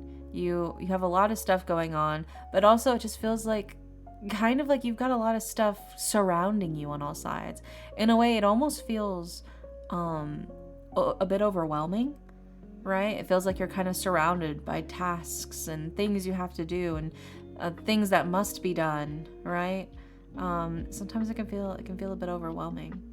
And then we have the Three of Swords. And as I mentioned earlier, the Three of Swords is a card of heartbreak. It is a card of broken relationships, emotional upheaval. It's usually the end of a relationship. Now, this doesn't necessarily have to be a romantic relationship. Like I said earlier, it could be like a friendship, or it could be like a family relationship. But whatever the case is, it feels like maybe you've lost somebody. You've lost this relationship with this person, and it feels like it's kind of weighing on you pretty heavily, I would say, especially based off of the Tower card. It definitely feels like it's been weighing on you pretty heavily, this sort of broken relationship. And that sucks, right? Like, just right off the bat, that sucks, and I'm really sorry. But we do have your Oracle card. And your Oracle card is Preserves, which is like fruit preserves, security, forethought, and thriftiness, right? I think you just have to focus on, number one, survival. What do you need to keep moving forward, to keep surviving, to keep trucking, to keep fucking, all that good stuff, right? And then after that, it's what can you do to prepare for your future, right? And whatever case the future might mean for you, right? Let's say, for instance, like, for example, if it was like love, maybe you were planning to move in with this person, right? But, you know, things fell through, you can't really move in with them anymore. Well, how are you gonna adjust your plans now? How are you gonna make things work for your future self now that the track has been diverted, now that the course has changed? What are the new things that you have to take care of? What are the new things you have to adjust for in your life, I would say? And what can you do to make that easier for yourself in the future, right? We also followed up with your Yu-Gi-Oh card, which is Uguchi. This monster may attack your life points directly, right? Like I said, kind of getting straight to the problem, straight to the issue of what are the things that need to be taken care of right now? What are the things that are directly happening that you need to focus on, right? Because I think you do excel at taking care of a lot of different little things all at once, right? With that Eight of Wands kind of being like, you have the capability to juggle a lot of stuff all at once. And I think that's kind of the key thing to rely on here as you're kind of patching things up from this broken thing that's happened, from this relationship that's ended, whether it's with like a person or whatever it may be. With that destruction of the Tower, you're the one who's clearing out the rubble, right? Before you can build something new. And it is a lot of rubble to be cleared. It is a lot of debris that needs to be swept up and cleaned before you can start building a new tower for yourself. But ultimately, it feels like it's still within your capabilities, but you just got to focus on what is most important for you to focus on for right now in the immediate moment, but also for your future's sake, for you to feel safe, for you to feel comfortable, for you to feel loved, right? For you to feel secure. And I think when you directly tackle all of those individual issues, it'll make it a lot easier for you moving forward and sort of dealing with this. But I think right now it's just focus on what you need for your survival. Focus on what you need for your immediate future, and move from there, you know? But I hope that helps, Gothosaurus. It seems like things have been kind of rough for you, but I do think that they can get better, you know? Like I said, especially with the Oracle card and the Yu-Gi-Oh card, they're both kind of telling you to like focus on your future, which in a way is also it's a way of implying there is a future, right? If there was no future for you to be worried about, then you wouldn't even need to be focused on the future in the first place, you know? So I think it is, in a weird way, I think it can be interpreted as like focus on what you can have in the future rather than what you've already lost, you know? Hopefully that helps. My fingers are crossed, Gothosaurus. I believe in you. You got this, okay? Stay strong. Stay strong. Yeah. Hopefully things get better for you soon, but just focus on what you're able to. You got this. Next up, we've got... Who's next in the queue?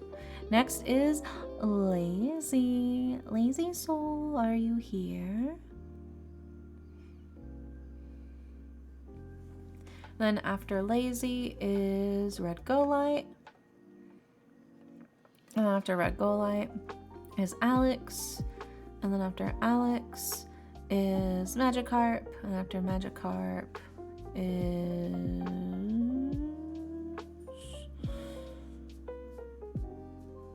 Bean. Yeah. That's a hi, Cola. Welcome in. Time to get bullied by the cards again. I'm sure you'll be fine. Oh, you're behind, Leonix. You're behind. We just finished Gothosauruses.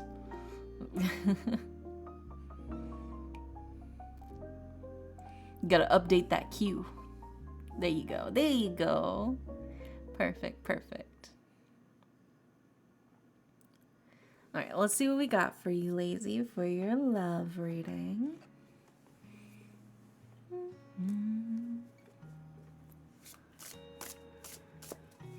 I just want to get out as quickly as possible. I got you, I got you. I appreciate it, Leonix.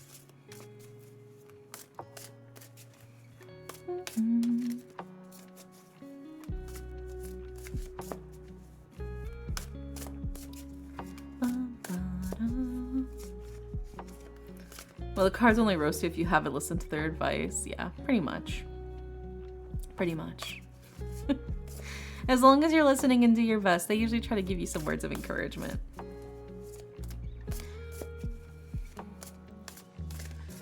So, hi, Radiant. Welcome in. How are you?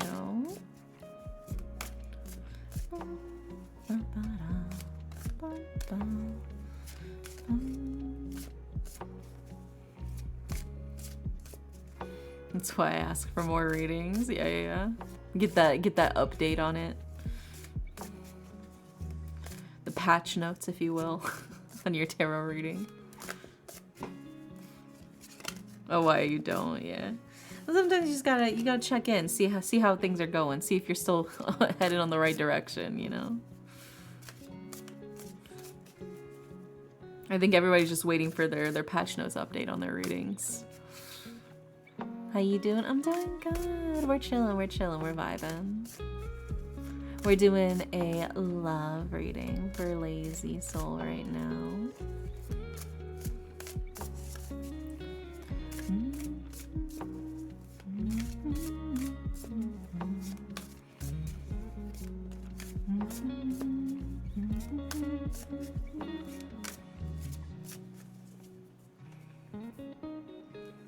I only ask for a reading when I feel like I could use a bit of guidance. Yeah, sometimes you just need an outside perspective. I think that's the beauty of tarot cards. Ooh. An interesting collection. Let's grab your oracle card, Lazy. But I definitely get it, for sure.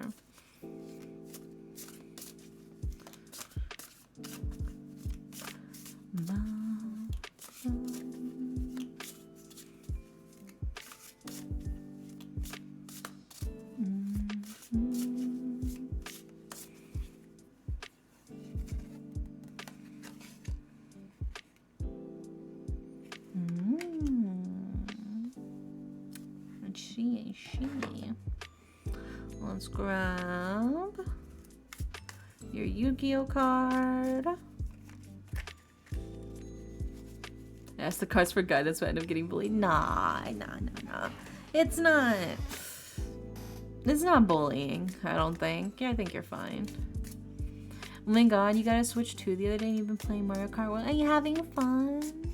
It does look like a really neat game. The fact that it's like open world race car game seems really neat. Can I request a reading for someone else? Not tonight though. Yeah. Usually a lot of people do like to get like readings for like their friends or something, especially if they can't make it. But yeah, you can, if you claim a reading, you can also give it to somebody else. If you want to do like a reading for like a friend or somebody. I do try my best for that too.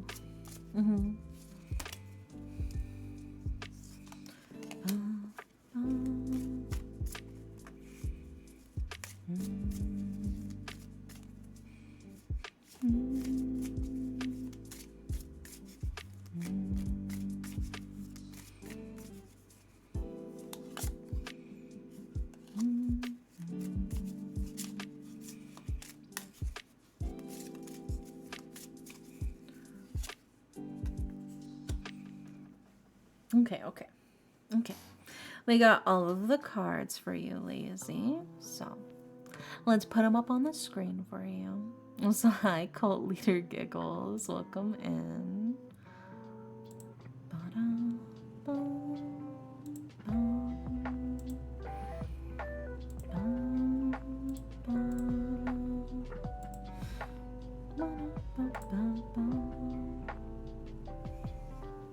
Yeah, I've done it before. My friend asked Derry for a love reading through me, and even she was like, damn, really hit the nail on the head. Well, I'm glad it seemed to have helped. At least there's that.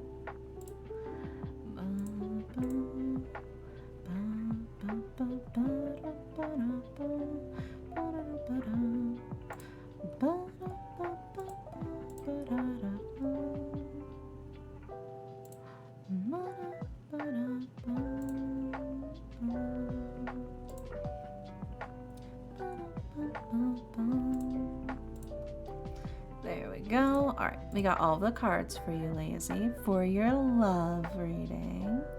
In order of left to right, we have the reverse Ace of Coins, we have the Devil, and we have the reverse King of Cups. And then for your Oracle card, we've got Snow. And then for your Yu-Gi-Oh card, we've got the Blue Eyes White Dragon, right? So let's go ahead and we'll start breaking it down for you, starting with the reverse Ace of Coins. The reverse Ace of Coins is kind of like too much of a good thing can be bad for you, right? A golden touch that can lead to ruin. It's greed, it's oversaturation, it's the epitome of too much of a good thing. Sometimes it's too much. Sometimes you gotta dial it back a little bit, right? But then we also interestingly follow it up with the Devil card. And the Devil card is a card all about flirtation and seduction and frivolousness, having a chance for fun, for playfulness, if you know what I'm saying. In a way, I think it's saying, now hear me out. I think you're a little too charming. I think when somebody's a little too charming, right, then sometimes it inadvertently sets off the serial killer alarms in people's brains. Okay? Hear me out, because if somebody's too suave, if somebody's too fucking slick with it, I think they're a serial killer. Now, I don't think you're a serial killer, but sometimes it has the unintended effect. When you're too clean with it, when you're too clean with it, when you're too casual, you know, with it, people read it as, oh, they're gonna lure me into their basement and slaughter me, right? Okay, this. Which sounds crazy, because you're like, wait, but if I'm doing everything right, then shouldn't they be more attracted to me? To a point. Awkwardness is what's gonna save you. This sounds crazy. You need to be more awkward. You need to have at least a little bit of a failure charm to you, right? You need to stumble or trip or like fucking spill your drink on yourself or something. You need to. You're a little too cool with it. You're a little too cool with it. You gotta fuck up a little more. Otherwise, whoever you're trying to hit up is gonna think that you are going to dismember them in your closet, right? Okay. They're gonna think when you invite them for Netflix and chill that it's gonna be the last time they ever see, like, you know, the outside world. I need to roll in that one with my wrist, just because, like, think about it. Think about what's more. Me starting the day by pouring a pitcher of iced tea over myself. Okay, but you gotta think about it, right? Which do you think sounds more attractive and more appealing? Somebody who has set up and flawlessly executed what should be a textbook example of a perfect date. Like they took you out, they opened the door for you, you know, they bought you coffee. They covered it for you. They got you everything you needed. You had a lovely chat. It's either forgettable because of how nice it is, or it's, oh, they must be really fucking experienced with this to the point where, like, they're probably, you know, a serial killer. Or, you know, you hang out with that person and they're a little awkward, but you know, they accidentally spilled a little bit of coffee on themselves and they apologized and they were clearly like a little bit shy and embarrassed, but you could tell that they were a very sweet person and they were still kept on with the date and you had such a good time with them. Doesn't that humanize them a little bit more to you? Doesn't that make it seem like, oh, okay. They're a sweet, clumsy person trying their best. Which one's cuter to you? Be real. It's a little suspicious how perfect they are because they have practiced this a lot. Yeah. You need a little bit of failure. Yeah, the crinkles make the charm. Yeah, exactly. I guess I can say, yeah. So I think your issue is you're probably rehearsing and practicing a lot of this stuff to the point where it's like flawless and smooth, that in a way it's making it worse. There's a reason boy/girl failures have a charm to them. They do. Yeah. So I think you need to let yourself fuck up a little more. And play up your fuck ups a little bit more too. Like, oh, whoopsie poopsie. I hate that the cards are calling me out like this. Yeah, I think you need to be less charismatic and show a little bit more of your humanity. Show a little bit more of your innocence to you, you know? How the fuck do they know I rehearse some shit? Yeah. When you rehearse things, it makes you look like you're practicing like a serial killer. Like, I know you're just doing it because you want to look smooth and you want to look cool and you want to look like things are working out just right, but you look like you've been preparing for this date so you can lure them to your house to hide their head in your freezer, right? You gotta show some of your humanity, right? You gotta show some of those fuck ups. You gotta show some of those mistakes. You gotta stumble a little bit. You gotta fumble a little bit. So they go, oh, okay. They're a real person. This is a real person in front of me, right? That is more appealing, and also it's more memorable. Genuinely, it's more memorable. Some of my most memorable dates are the ones where things did not go smoothly and did not go perfectly and kind of got fucked up and looked a little dumb. there was one date I had with one person, right? And they were talking mad game about how fucking good they are at Monopoly, right? They're like, "Oh yeah, I've never lost a game of Monopoly. I'm flawless at it." I said, "Oh, let's play Monopoly then."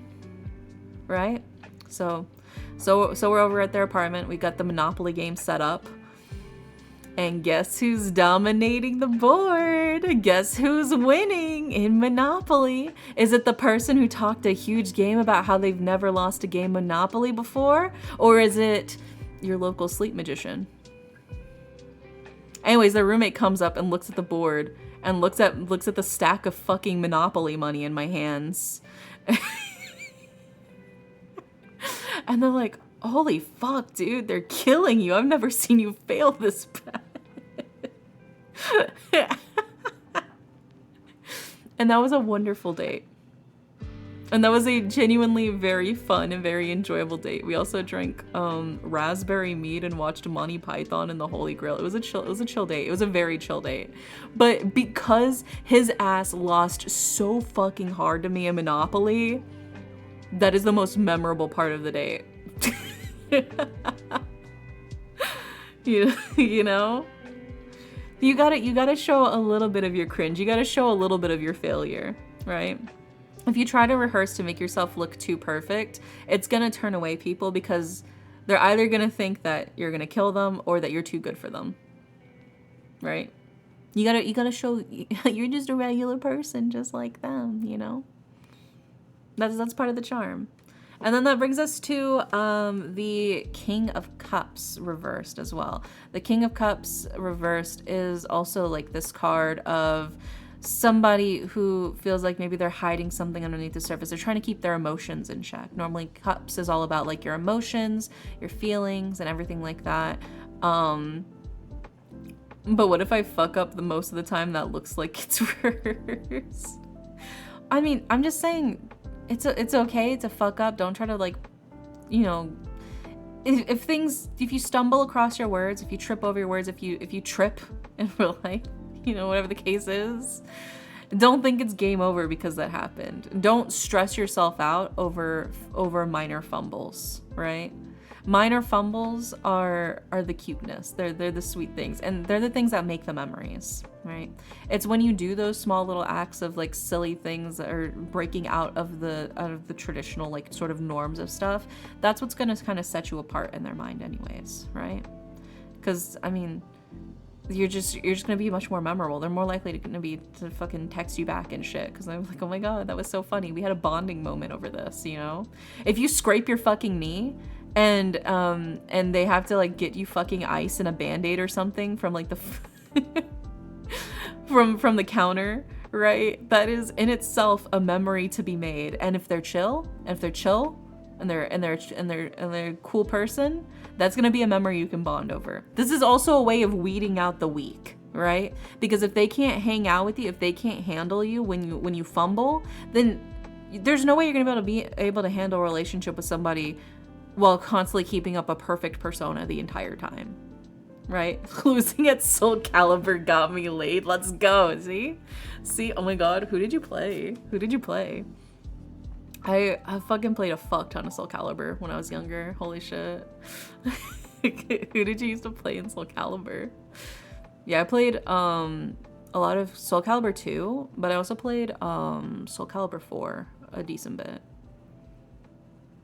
But yeah, you gotta show some of your humanity. Fuck up a little more. Nightmare and Talum. I love Talum. She's literally my favorite. Oh my fucking god, dude. Wind, guide me. She's so much fun to play. She was just better than me. Let's go, dude. Yeah, it's a good feeling. It's a good feeling to just make those memories and just have fun, you know? I'll show them my PS2 and my wall of PS2 games that'll get me laid. Everybody needs a little bit of failure charm to them, right? A little bit of failure charm to them. That's what makes you more humble, more appealing, more down to earth, more attainable, right? And a chill person, like I said, if you fuck up, if you trip and you stumble and you like scrape your fucking knee on the date or some shit, and they go over to like the nearest place and get you like ice and band-aids and help you clean up your knee, that is a memory, and that is also proof of their character too, right? This is I'm not saying you should get injured. I'm not saying that you should get hurt. I'm just saying these little fuck ups and these little incidents and how you handle yourself and how they handle themselves when things don't go according to plan is also a great way of saying if you're a good match, right? If, you know, you have to wait a really long time in order to get your coffee or whatever, and they're raging about it and throwing a fit and like being rude to like the baristas, well then you know that they're probably a really fucking shitty person anyways, you know? It's showing people the side of you that only comes out when things get difficult is, I think, a great way of showing who you are as a person and how compatible. No, don't get hurt on purpose. No, I was just saying it as an example. No, take care of yourself. I'm just saying it's those instances when things don't go perfectly is when you can see who somebody really is and their actual proof of character, right? If somebody is being rude to a waitress or whatever because they got their order wrong or something, then how are they gonna treat you, right? If they're shitting on the fucking waitress because she forgot to write no tomato on the burger or whatever, and it comes over and the burger has tomato, and they're making a big stink out of it, you know, like, you know that you're probably not fucking compatible, right? It's only when things don't go according to plan that you can see what a person's really like underneath the rehearsed surface. So a video game character. He's a 10 but thinks takoyaki's the best commoner food ever and serves a mountain of takoyaki to his commoner associates so proudly. I love takoyaki, dude. I love takoyaki. It's so fucking good, dude. It's so yummy. I've literally dreamed about takoyaki before and how much I wanted to eat it. Yeah, when I didn't rage after a 14 loss streak, that was it. Yeah, see? When you fail, and it would be understandable to be, you know, maybe a little bit frustrated that you lost, but if you play it off cool and you're like, yeah, you know, good game, you did really good, you're just better than me, man. Versus somebody would be like, no, my fucking controller, or just starts like throwing their controller or starts punching a fucking wall. Right? Those are red flag signs that can come out from a situation, right? Putting the definition of literally taking the place seriously. Yeah. But I think don't be afraid of fumbles and mistakes in your dates, right? Because those can be a way for you to, I think, show who you are as a person, but also a way for them to show who they are as a person. You know, when the rubber meets the road, who's the kind of person you want to be with in your relationship? Because you're dating to get into a relationship. You want to see how compatible you are as people, right? So I think don't be afraid to show the emotions under your surface. Don't be afraid to be more human. Don't be afraid to not be perfect on your dates, right? And then that also brings us to your oracle card, which is Snow, which is a card of rest and contemplation. I think sometimes you also just gotta take a little breather, take a little break, you know? If you feel like you're not hitting it too good, you feel like you're kind of loss after loss, take a breather.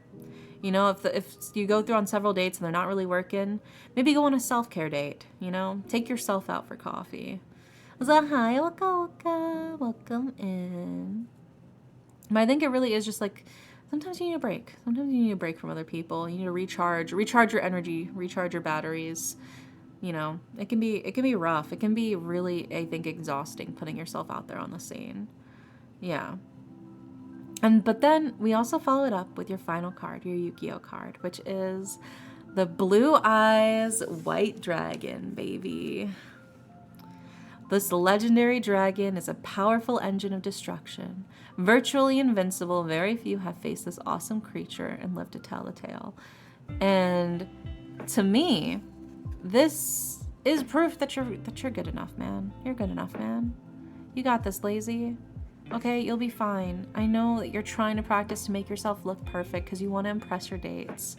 But showing, you know, your softer side is a way of humanizing you. You've already got all of the wonderful characteristics, man. You're already The blue eyes white dragon, you are already a desirable person, okay? You don't need to force yourself to be a perfect individual on your dates, okay? You're already a blue eyes. What does a blue eyes white dragon need to try on the battlefield? No. Everybody wants this motherfucker. All right? Don't stress too hard about whether or not you're doing everything perfectly or doing everything just right, or am I doing this according to the plan or the way I rehearsed. You're already good enough, man. You're already a blue eyes. There you go. I hope that helps, Lazy. Fingers crossed. Let me go ahead and sip my water. Man, I really do hope that helps, man. You just gotta take it easy. Like I said, if you're too sick with it, if you're too suave with it, women will think you're a serial killer on your dates, right? That's probably also not helping you. If you're doing everything flawlessly and clearly rehearsed, they're gonna think you're a serial killer. You gotta chill it on the Riz. You're a little too good at it. There you go.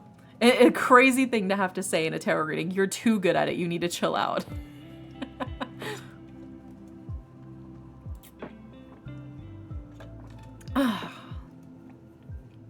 Very refreshing. Okay, next up is Red Golite. And Red Golite asks about streaming hobby reading. You're still here, right, Red Golite? Mama, are you still here? Hi.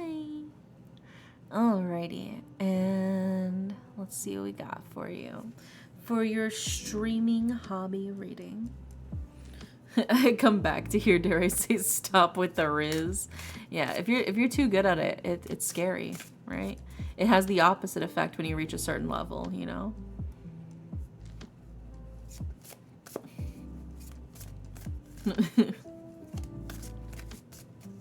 Is Derry telling us to be goofy in a date? Yes. Being goofy is a part of making memories. You think I bagged Harper by being slick and by being cool? I bagged Harper by reading my fucking, like, the please honk my sphincter daddy, the fucking clown NSFW text post. I read that. That's how I won their heart, all right? I didn't do it through some sick suave moves, dude. Nothing cooler.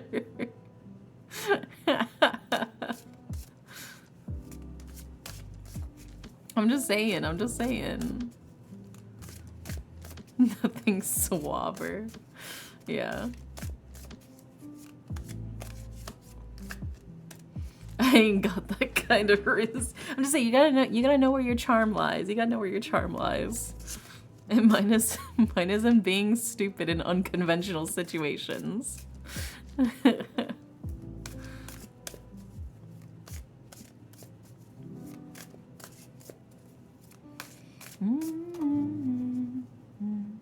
You were robbed? Wait, what? You were robbed earlier? Are you okay?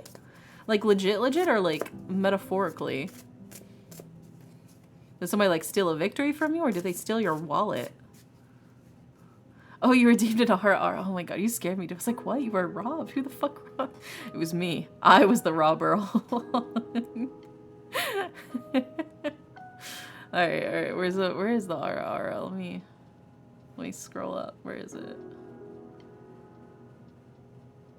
Oh, I see it. Yeah, 56 minutes ago. Whoopsie poopsie. There you go. I gave it to you. Oh my gosh. My wife loves that I call the tree alchemical symbol a penis with 3 balls. Let's go. Is it bad that I get all tingly from tarot readings? Oh, it's like an ASMR trigger for you? Hell yeah. I don't think there's anything wrong with that. If you like the tarot ASMR though, you should check out my latest ASMR roleplay video on YouTube. The fortune teller reads your bad fortune. Oh, so Red Golite. You're such a good girl. Good girl, Red Go Light. There you go.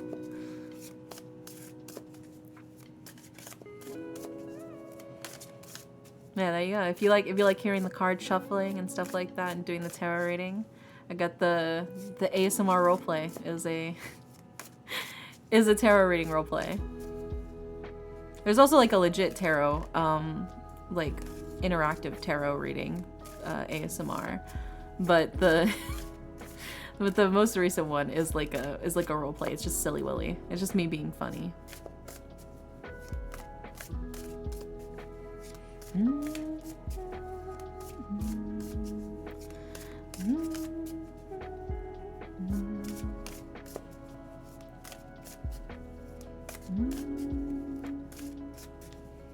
Let's see what we got for you, Red Go Light. And now I shall get ready for work tonight. Good night, Lazy. Sweet dreams. Or good work, whatever the case is. Have a good day / night.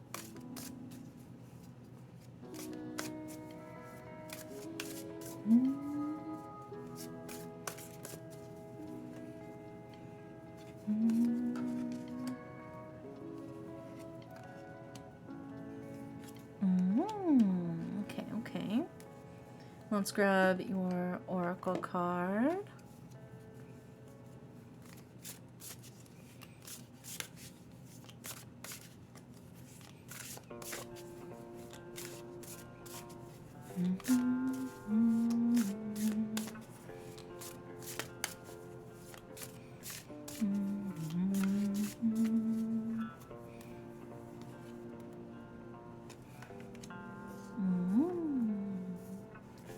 And then let's grab your Yu-Gi-Oh card.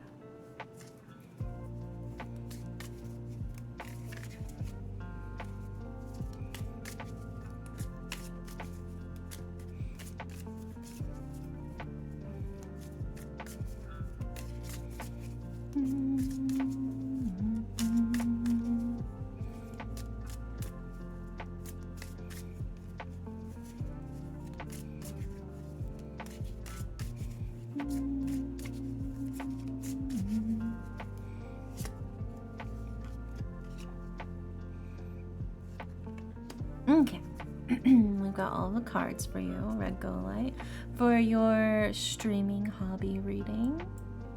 Let's put them up on the screen, starting with...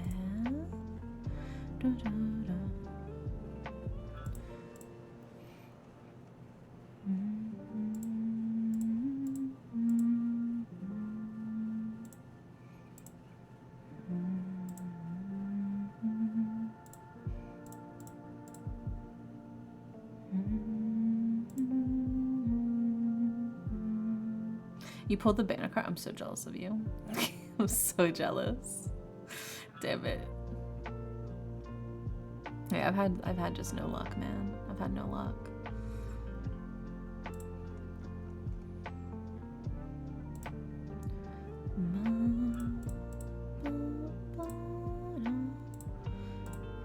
Okay, we got all the cards for you, Red Go Light. So hi, CJ. Welcome in, welcome in. The green lady, not Super Creek. Ah, gotcha. I thought you got Super Creek. I was about to say, damn it. All right, well, we got all of the cards for you. Good night, J-Bomb. Sweet dreams, sweet dreams. So in order of left to right, we have the moon. We've got the 3 of Cups, and we have the reverse page of coins. Then for your Oracle card, we have Salt. And for your Yu-Gi-Oh card, we have Dark Magician. Yeah. So we'll go ahead and we'll start breaking this down for you, starting with the moon, right? The moon is a card of mystery, but it's also a card of intuition illumination, dreams, imagination, and creative power, right? Streaming is a chance, I think, for you to be able to flex your creativity, for you to do so many different things, right? I feel like don't feel like you're limited to what you can stream or what you can do, right? Streaming is your oyster. There's so many different things you can do. I mean, I'm doing tarot card readings right now. There's so many different things that you can do and that you can make happen. So I think this is your chance to really show it off and be who you want to be and enjoy the things you want to enjoy, and think outside the box in terms of creativity and what you want to make happen, you know? We also followed up with the Three of Cups, which is a card of, there's a lot of different opportunities. There's a lot of different paths that you can take, a lot of different branches you can go down. But don't stress too much about which one, you know? Whichever one you pick, it'll be good. It'll be a good time. You'll have fun. You'll still find success. So just whichever one seems the most interesting to you, I think. Don't overthink it and just pick whichever one you want, right? Again, it's very much the world is your oyster. So enjoy everything that you can about it and just have a good time with it, right? Especially if it's a hobby. Hobbies should be fun. Hobbies should be fun. You should do the things that are fun for you. You should do the things that make you happy, that are entertaining for you, all right? We also follow it up with the reverse page of coins. I kind of want to do math on stream. Honestly, math professor Red Go Light would be so fucking cute. I could fully believe it. Honestly, a math stream. Are you just gonna like talk about like your favorite like math theories or something? Because that could be interesting. I would legit listen to people talk about like breaking down a mathematical theory for dummies. or helping people like break down like different equations or explaining different like mathematical concepts. I think that'd be fun. Just have an entire stream dedicated to like the Fibonacci sequence or like golden numbers and shit like that. Yeah, but I think the world is your oyster. You should do the things that are fun for you, the things that are enjoyable for you. Just play around with it. But I think don't shy away from things, you know? Have fun doing the things that bring you joy, and you will curate and pull in a community of people who also find joy at those things, right? Get chat to vote on which math you explain. Oh my god, your daily polls could be like math equations that your chat has to solve. They can bet channel points on it on the correct answer. It's like multiple choice. And make your VTuber have a bow tie. Leonix, no, you've seen what their VTuber looks like. You see, maybe we could find a way to squeeze a bow tie onto you. I don't know. We could see though. Well, a black bow tie. But anyways, we follow it up with the reverse page of coins. And the reverse page of coins is somebody who will not listen to reason, right? And I think this one is specifically going and pairing along with the Salt Oracle card, because we're specifically talking about streaming, all right? Because we're specifically talking about streaming, you have to curate your community, right? You have to curate the kind of community you want to have. If you let just anybody come in, they're bringing their vibes with them into the community, right? They are setting the tone for other new people who come in and find you, for how they're going to react, right? So when I first started streaming, there were a lot of people who would make like sexual jokes and sexual innuendos directed towards me, and I was kind of awkward because I didn't know how to really tell them that like it's fucking weird, right? And so it kind of got carried away and it kind of blew up a little bit in a way that I was uncomfortable with, and I didn't like it. And it's my fucking stream. I should be happy with whatever the state is. Nowadays, I just be like, hey, don't fucking do that. I've made it a rule now. Like, don't fucking do that. Don't be weird, right? But you have to set your boundaries firm, especially from the start, because if you get a new viewer, right, and you get a new regular, but that new regular every time they chat makes you uncomfortable, then whoever else comes in and they see the vibes of that stream, they're going to see, oh, well, this person's saying all this, so that must be fine, you know? But it's not necessarily that they're assholes, okay? Because sometimes the assholes are easy to ban. When somebody's shitty to you and they're just like being mean, that's easy to ban. It's the people where they have good intentions. You know, they're not bad people. You know, they're just trying to have fun, but they kind of step on your toes a little bit in terms of like maybe privacy or personal space or certain jokes that they make, you know? And it's like they're not technically breaking any rules. They're not technically doing anything bad, but they still make you uncomfortable. Just ban them. Just ban them. All right. As much as it sucks because maybe you're just starting and you don't want to get rid of a brand new regular viewer, because I mean they're not breaking any rules, right? But if it makes you uncomfortable, you got to set the tone. You will find new regular viewers who will come in and who will match your energy, and who will flourish with you and help you grow mentally, you know. But you gotta be strict on that, right? I still have trouble with that sometimes myself, of like, well, they're not doing anything necessarily breaking the rules, you know, they're not actively being, you know, I don't think they're a bad person, but sometimes they say some shit and I'm like, why the fuck would you say that, right? And you gotta be firm. You have to draw the line in the sand. You have to set up your boundaries hard, and you have to, at the very beginning when you first start, you have to start it early. Because otherwise it's gonna get out of hand. It's gonna get out of hand if you don't nip it in the bud basically immediately when they do shit that you're not comfortable with or that you don't really super like, right? And that's, I think, the main thing. Especially if you're doing this as a hobby, if you're doing this because you want to have fun, it is even more imperative that you carefully curate your community to be one that you have fun with, you know?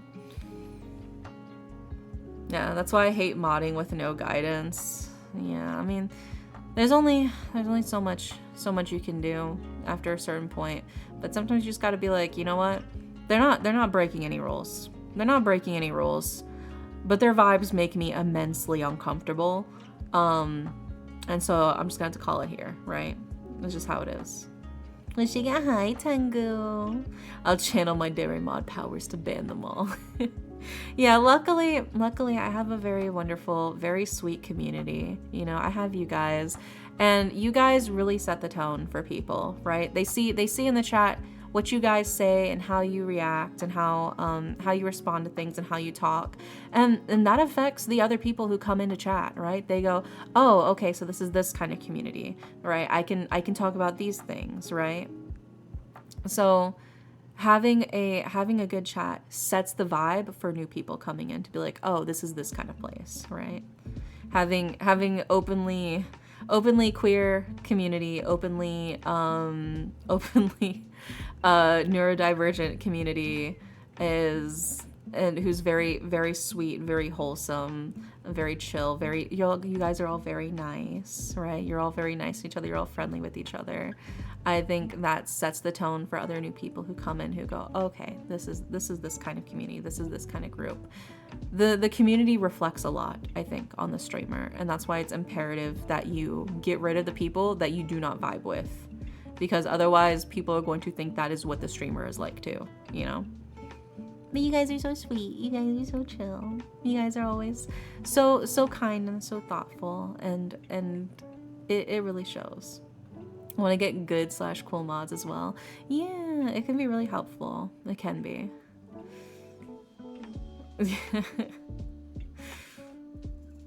but yeah, it very much is just like a sense of set your boundaries and set them firm and set them strongly, right? Because especially if you're doing this for a hobby, if you're doing this for funsies, you want to make sure it's something that you keep coming back to because it's still fun for you, right? And it doesn't become a chore. How are your mods? My mods do a very good job. They all do their very best, and I'm very proud of all of them.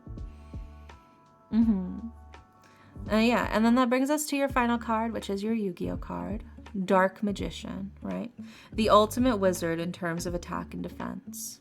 I think you've got a lot of potential. I think you've got a lot of things that you can make happen, a lot of things that you can do for yourself to really help yourself shine.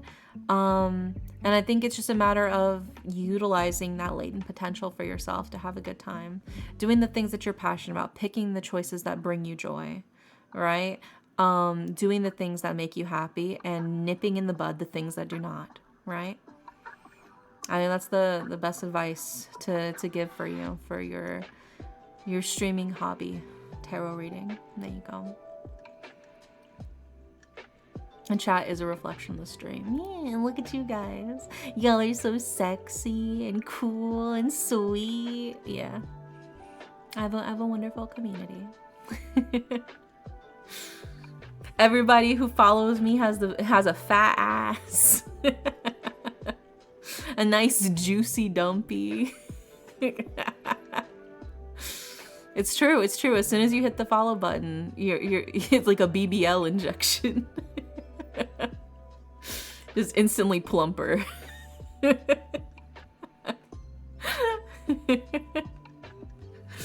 There is in chat.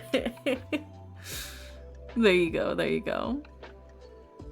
It's just a matter of be firm, be strong. I think it can be hard when it's, like I said, when it's people who aren't necessarily being assholes.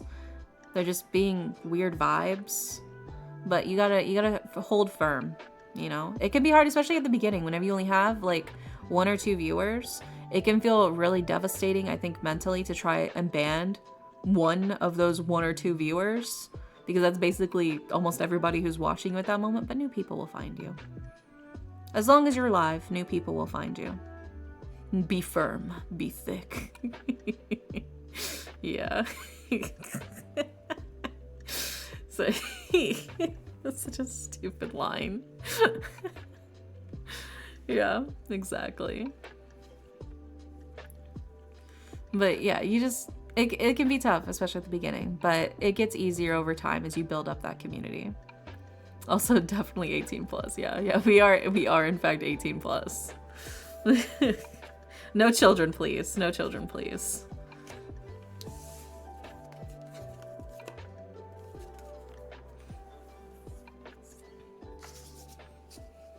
I set up my community this way because I do talk about a variety of topics, and I don't want to have to censor myself whenever I chat about different things. You know, if I think that there might be like a child in here, then that means I have to censor myself, and I don't want to have to censor myself. I just want to be able to talk freely about all of the different topics in my head. So that's why we're an 18 plus community. Child detective gun. It's good. No.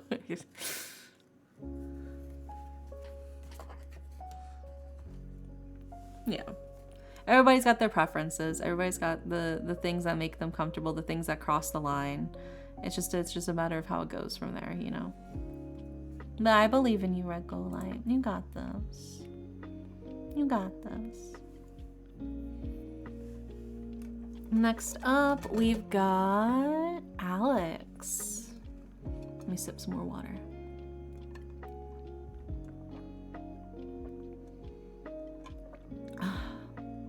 Oh, I burped a little bit and I tasted a little bit of that ham sandwich from earlier, dude. That's crazy. It's so weird. It's so weird when you can like taste it a little bit. Yeah, have fun with your streaming hobby. Yeah, the number one and most important rule is to have fun. Ham sandwich so good. There, I tasted it twice. That's crazy, dude. It was a pretty decent ham sandwich. I'll be real. It was like honey ham. It was very yummy. Oh my god, is that why I summoned Ham earlier? Because I ate a ham sandwich? And he's like, I knew you ate one of my brethren. Is that why he came? Oh my god, could he smell it? Could he smell it? Is that what it is?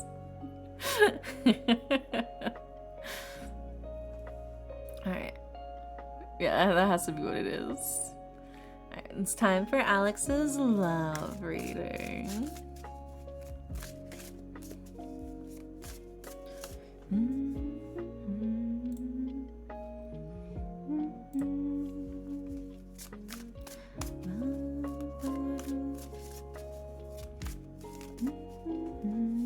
night, Regolite. Sweet dreams. Have a good night.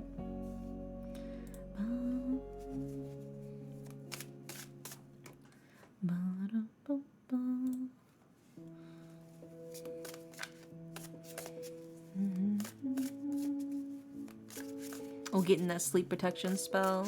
All right, let me pull these cards real quick for Alex, and I will do the spell for you.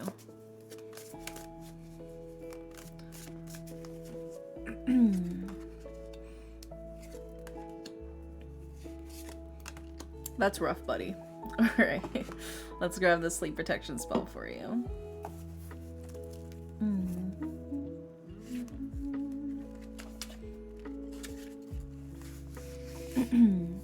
Power bestowed upon me, but the darkness of the realm. I enact my contract with you in exchange for your magic. Absorb the darkness of my target and leave no trace, so that dreams may be as gentle as the night stars. Nightmare Devourer! There you go. Hopefully you have sweet dreams, but if not, no refunds or returns. There you go. Let's grab your Oracle card and your Yu-Gi-Oh card, Alex.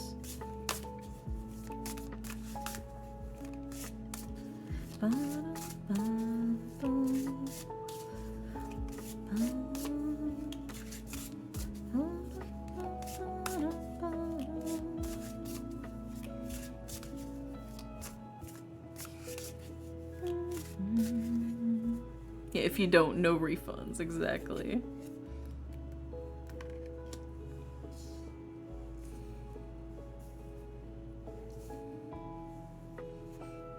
And then let's grab your Yu-Gi-Oh card.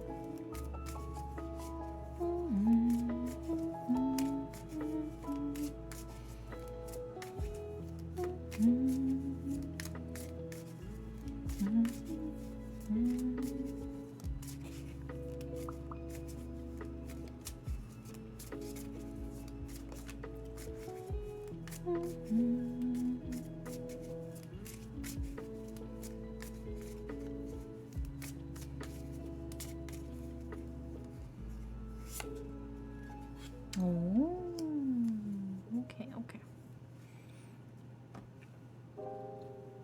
We got all the cards for you.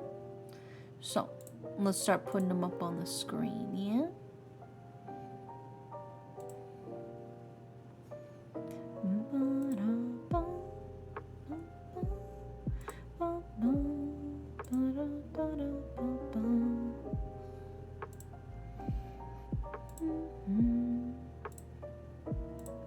Hi, Marsh. Welcome in. Follow that up with...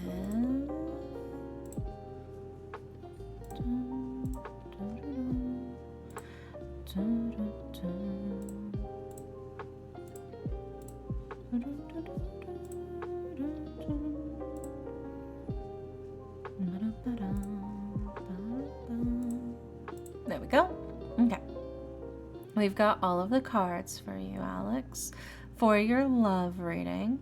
In order of left to right, we have the Nine of Swords, we have the Eight of Swords, and we have the Hermit. And then for your Oracle card, we have Hearth. And then for your Yu-Gi-Oh card, we have Banisher of the Light. So we start with the Nine of Swords. The Nine of Swords is rough, buddy. It's rough. It really is. The Nine of Swords is a card of, how do you say, pain, illness, suffering, grief, oppression. This is the shit's tough card, but like mentally tough, right? Shit's tough mentally. It's been difficult, right? It's been really hard. I think, like, mentally so for you.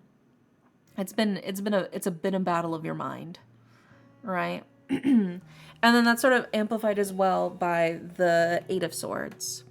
And the Eight of Swords is a card of feeling frozen in place, feeling like you're unable to to take the step forward, feeling restricted, usually unable to leave a bad situation, usually out of a sense of fear, right? It's a fear of, what will I do, you know, if this happens? Will I be able to handle it? Will I be able to move forward?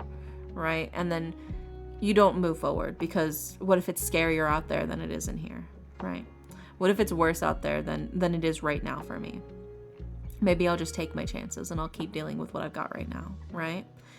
And then sort of paired with this sort of almost isolation of the hermit, keeping to yourself, not really putting yourself out there as much, sort of retreating from the world, not wanting to face the facts of everything.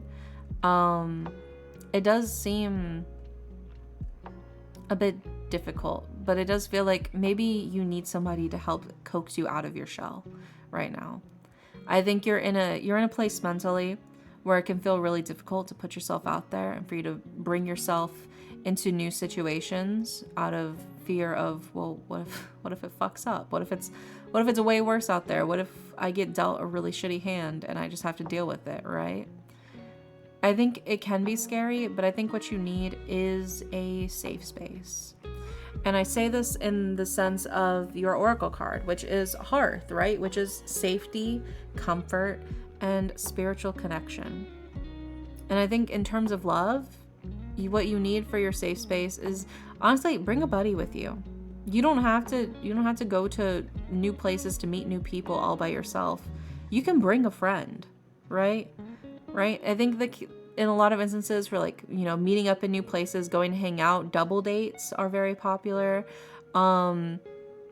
But also just like bringing a friend with you to tag along whenever you go to new places to meet new people can be immensely helpful as like an anchor to keep you feeling safe and to help bring you out of your shell, to help lure you out of the shadows, right? Just bring a friend with you, man. Bring somebody that you can trust. Bring somebody that you know has your back. Bring a wingman in a sense. That's the traditional way of calling it is your wingman. I think you need a wingman. And then we also have your Yu-Gi-Oh card, Banisher of the Light. Any card sent to the graveyard is banished instead, right? When things don't work out, when your options fail, don't try to go back to it. Don't try to keep resummoning options that already failed. I think you just got to recognize that it's dead in the water and move forward, right? With something else completely. Pretend that it's just no longer even remotely an option, right? It feels like maybe you keep trying to come back, just keep trying to poke and see, well, maybe things have changed. Maybe I can adjust things here. And this is a card kind of like, no, if it didn't work out the first time, just move on. Just move on to something else. Don't expend your extra energy on this when you could use it on something else instead. I don't trust my friend. You don't trust your friends. Why are they your friends then? If you can't trust your friends to take with you into new places to meet new people, are you good? I think we got to go a step back further. I think you need to start by making a friend you can trust. I think that's step number 1. Before you even start looking into love, before you even start looking into romance, I think you need to start with finding a friendship you can rely on and trust in first. I think that's square one right there. Let's start with that actually. And bring yourself out of your shell there and start trusting people. But yeah, hopefully that helps, Alex. I think it really is a back to basics kind of reading here. I trust no one. You gotta trust people. I'm not saying just hand out your trust to everybody willy-nilly, but like, you still gotta trust some people. Otherwise, how are you gonna prove that you can trust them if you never trust them in the first place? Right? Yeah, you might have bigger issues. Yeah, we got bigger fish to fry, bro. Like, I don't know what else to tell you there. If you don't have any friends that you feel like you can take with you into a space to meet new people, I think the first issue is you need to find some friends that you can in fact trust to do that with. That's step number 1. And then we'll get back to the romance reading after that. Yeah. There you go. I hope that helps, Alex. Fingers crossed.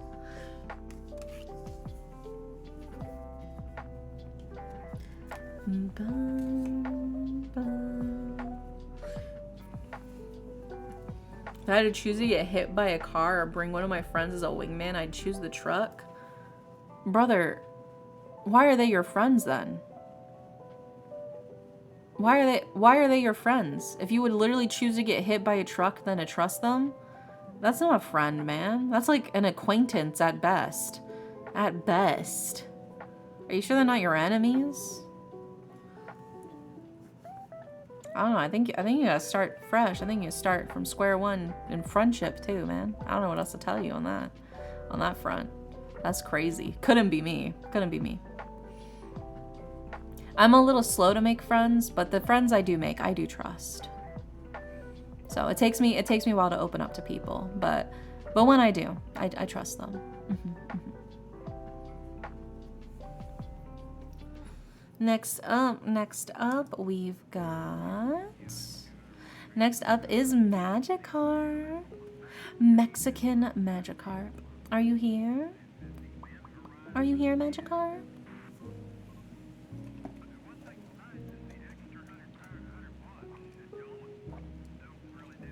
Is Magikarp still here? They might have fallen asleep.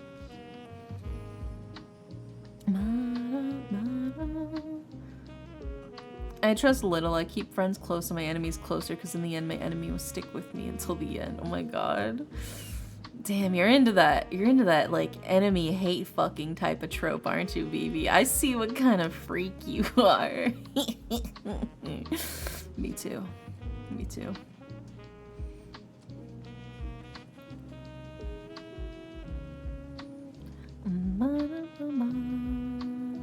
Yeah, I think Magikarp may have fallen asleep. That's what I'm gonna guess. I think Magikarp probably fell asleep. So we're gonna skip Magikarp for now then. And we'll go to the next reading. Yeah. I'm here in Mexican, yeah, so are a lot of people. We have a surprising number of Mexicans in my chat. I would kill for a Costco hot dog. Honestly, so would my partner. $1.50? Delightful. Delightful. A good glizzy can cure a lot of things. I'm just saying. Well, next up, since we're skipping Magikarp, we'll see. We'll see. Next up is...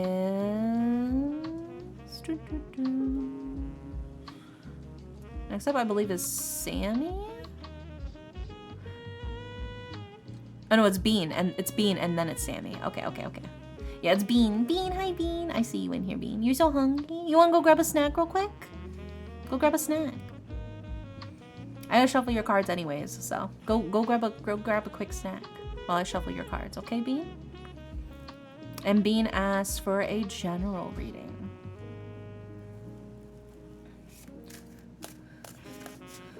Please let my first card be the 4 of burgers. Oh my gosh. Yummy. I'm sure it'll be very delicious. I'm good for now, but thanks. Okay. I'm just making sure. Yeah, I'm definitely gonna make a snack after stream. You know, it'll be funny. You know what would be really fucking funny? I won't do it because I'm not mean. But what would be really, really funny is if after stream I decide to make a smoothie.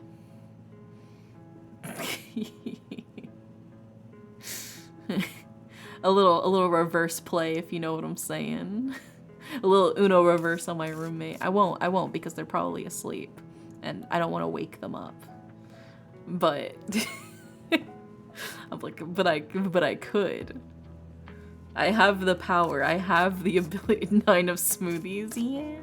Yummy. So delicious. I'm a big fan of mango smoothies, dude. I fucking love mango smoothies. God, they're so yummy.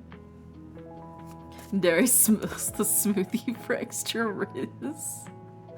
Oh my god. No, I haven't done that, but one time I made tomato soup from like scratch, right? I was making tomato soup from scratch, and so obviously I wanted to blend it to get it smoother and creamier, and I wanted to emulsify some of the butter into the tomato soup too, so it could be even richer, right?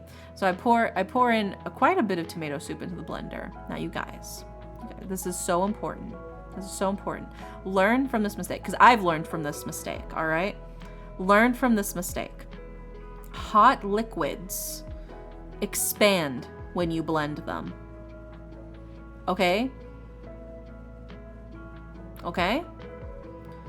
So whenever I put it in the blender, I thought I had plenty of room to blend, but it doubled and it overflowed, and a whole bunch of really hot tomato soup came splattering out of the blender, even though I had the lid on, and it was really hot, and it splattered like all over the fucking kitchen and on my arms, and it looked like I had like a really weird splattery sunburn on my arms. It wasn't like painfully, but it was like, ah, you know.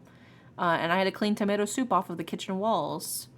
So, learn from my mistake. Do not overfill your blender when you are blending soup, okay? Okay? And also put an oven mitt on top of the blender lid. So whenever you're holding down the blender lid, it's the heat going through from the soup through the blender lid doesn't hit your hand and make you go, ah, you know. There you go. More tips from Dere. Learn from my mistakes. Learn from my past. I have carried this cross so that you do not have to bear it. ASMR cleaning tomato soup with burns. I don't know if I can do that because it would have to start with the fucking blender sound, and there's no way to make blender ASMR, okay? Not real ASMR. Nobody listens to a blender and goes, ooh, the tinglies. Ooh, I can feel the tinglies running down my scalp. This is so relaxed. Nobody fucking says that about a blender, okay? Not with that. Name one. Name one person.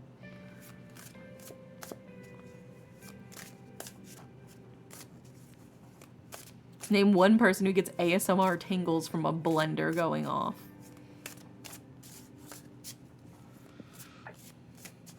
Spicy foam? Oh my god.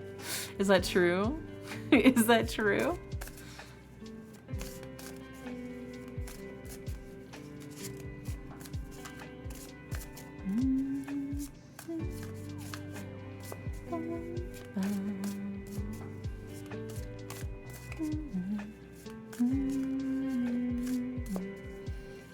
The card sounds are chef's kiss. Yeah, relax, relaxing. That means my mom is making salsa. Ooh, I do love salsa. Fresh homemade salsa is so yummy. But yeah, no, I mean, it just like only fill up the blender like a fourth of the way whenever you're blending soup, okay? You gotta feel the heart of the cards. Very true.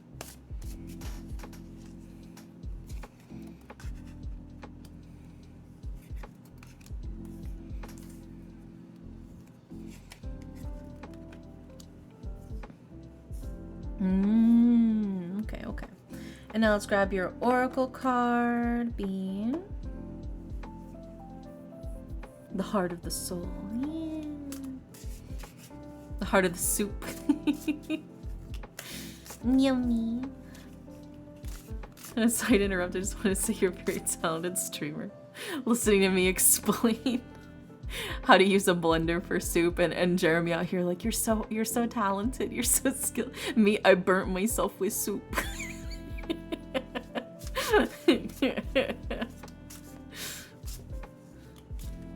I'm back, I was just taking a nap. Welcome back. You're actually next after this reading, Sammy, so good timing, good timing. Spicy palm gets the blender tingles. Salsa tingles are tingles by association and therefore count. No, they don't count. They don't count.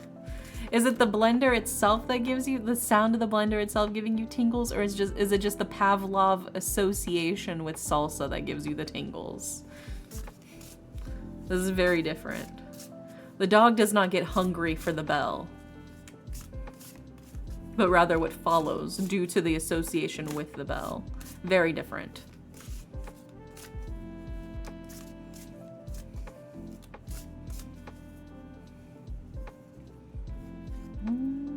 No, I hate the noise. See? Would you like a joke? I would, actually. And then... choose on the bell. No, I need that bell. I'm like bonking your head a little bit. Like, stop chewing on it. Did you hear about the cheese factory in France? What happened to the cheese factory in France? There was debris everywhere.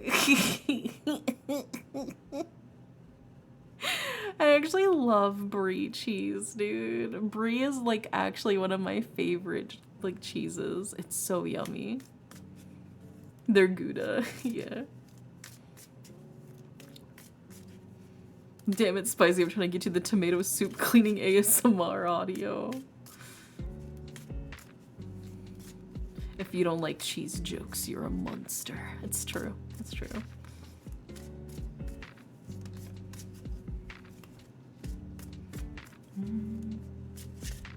Brie's so good. Yeah, brie is so good.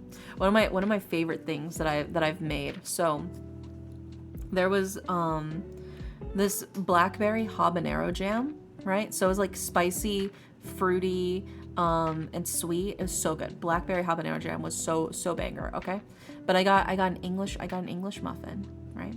And I split it apart and I toasted it with some olive oil. Right. Stay with me. Jingle, jingle, jingle. I got the English muffin. I toasted it with olive oil. Got a nice golden brown, crispy. I put brie cheese on top. I put that blackberry habanero jam and a light drizzle of honey. Oh, so fucking good, dude. So good. So delicious. I think that was one of the best things I'd ever shoved into my mouth. Like straight up. You gotta make it. That sounds like you. Look, I put a lot of things in my mouth. I'm not afraid to say that. It's simply the truth, and it is by far one of the absolute best things I've put in my mouth. I'm gonna take a night shower real quick. I'll be back soon. Okay, enjoy your shower, Sammy. Phrasing. I know what I said. I know what it sounds like. And that's true too. What you're thinking? Yeah. Yeah, I put that on my mouth too. It's not something I'm putting on the rankings. that doesn't make it on the rankings.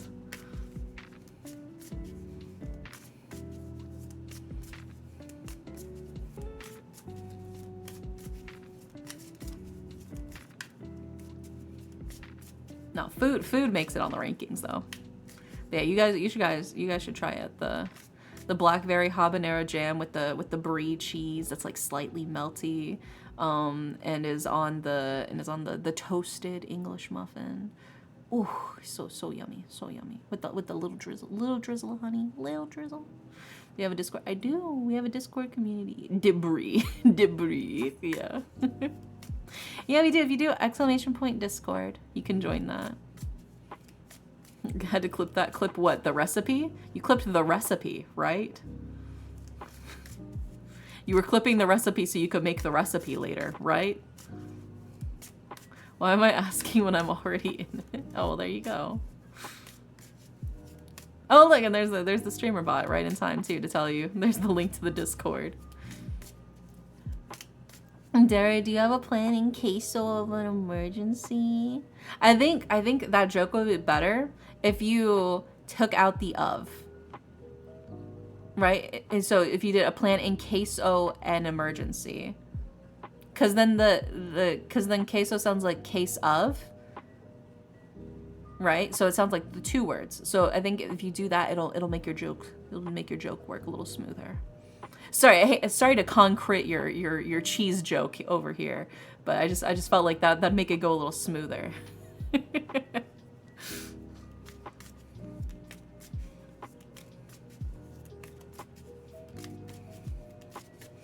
You want to redo the joke now? You want to retype it out? Just edit it real quick. No, don't cry. Don't cry.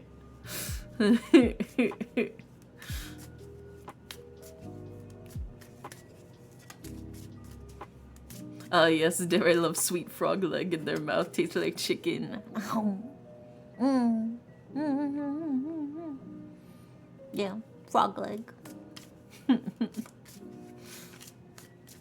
I don't want to try it, clipping it for a friend. Oh, yeah. I'm sure they'll enjoy it. It's very yummy. It was delightful.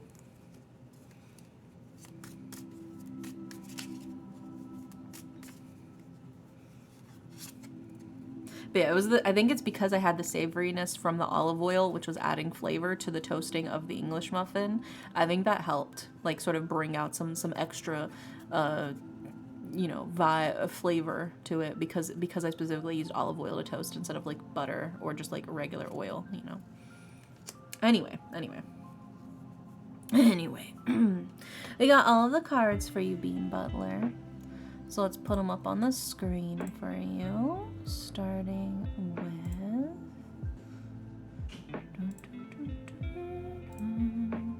All of us enjoy your sleep. Oh, you're so sweet. What a cute little pun. And then we've got...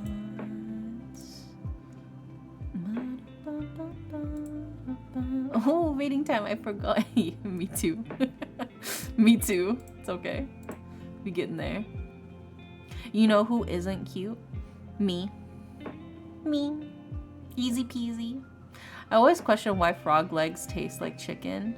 The reason why a lot of things just taste like chicken. Chicken's kind of like a neutral flavored white meat. And it's just easier to compare things to chicken. And then we've got the last one, which is... Because chicken doesn't really have like a strong flavor, you know?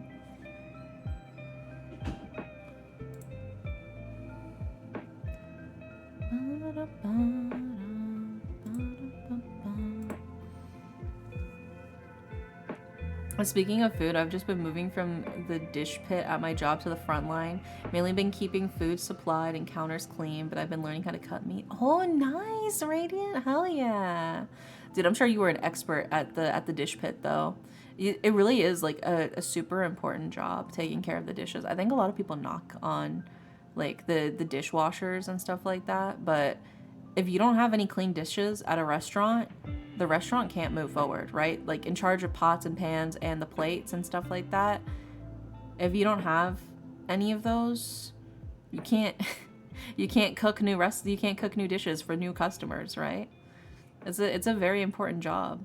I think it's one that a lot of people don't realize is so important because they think, oh well, you know, cooking's the most important, but like, I don't care how good the food is. If they're serving it to me on a nasty ass fucking plate, I'm not eating it, right? We've been at war with the servers and FOH managers. Oh, hi Darren, welcome in. But yeah, no, I see and I respect all the dishwashers. I do dishwashing at the moment. Yeah, it's an important job. Like genuinely, I want my plates and my cups and my utensils to be clean. And then also, like I said, they can't serve if they don't have any clean plates. They can't cook if they don't have any clean pans. You know, it's an important job too. It's maybe not as glamorous as some of the other jobs, but it's just as important, if not more important, you know? A good dishwasher keeps the entire place running nice. It's a very respectable job, genuinely. Oh, FOH, front of house. That's what it is. I just realized. I was like, what is FOH? FOH, front of house. Okay. So like the servers and like the managers and the hostess and stuff. Gotcha. Okay. I was like, FOH. I was like running it through like my database in my brain. I was like, FOH. Yeah, it ain't much, but it's honest work. It really is. That's like one of the epitome of it ain't much, but it's honest work. At least I got to play Linkin Park while I washed the dishes. Yeah. Crawling in my skin, these wounds, they will not heal.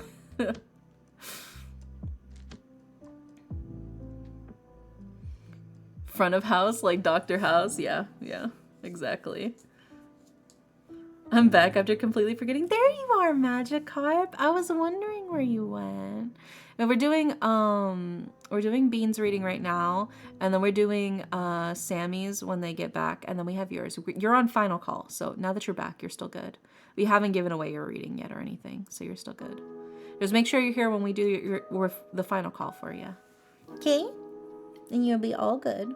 Front of house is servers, anyone who deals with customers more often. Back of house is dish pit, cooks, and whatever. Yeah. I never actually seen it written as FOH before, because I know front of house and I know like back of house. Yeah, I never actually seen it written abbreviated as FOH before. I was like, what is FOH? And I was like, oh, front of house. Okay. Yeah. I got you. Time for me to make coffee in my dragon. I'm like, oh my god, coffee would go so hard right now. I read that as dish pit wrong. I thought you were like dipshit.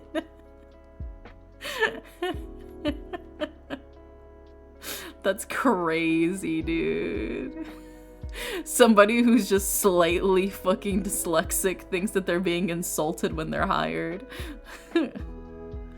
Imagine if someone just licked that plate. That is nasty, and that is a breach of health and safety regulations. 100% a court lawsuit issue. Yeah, you gotta be careful with that.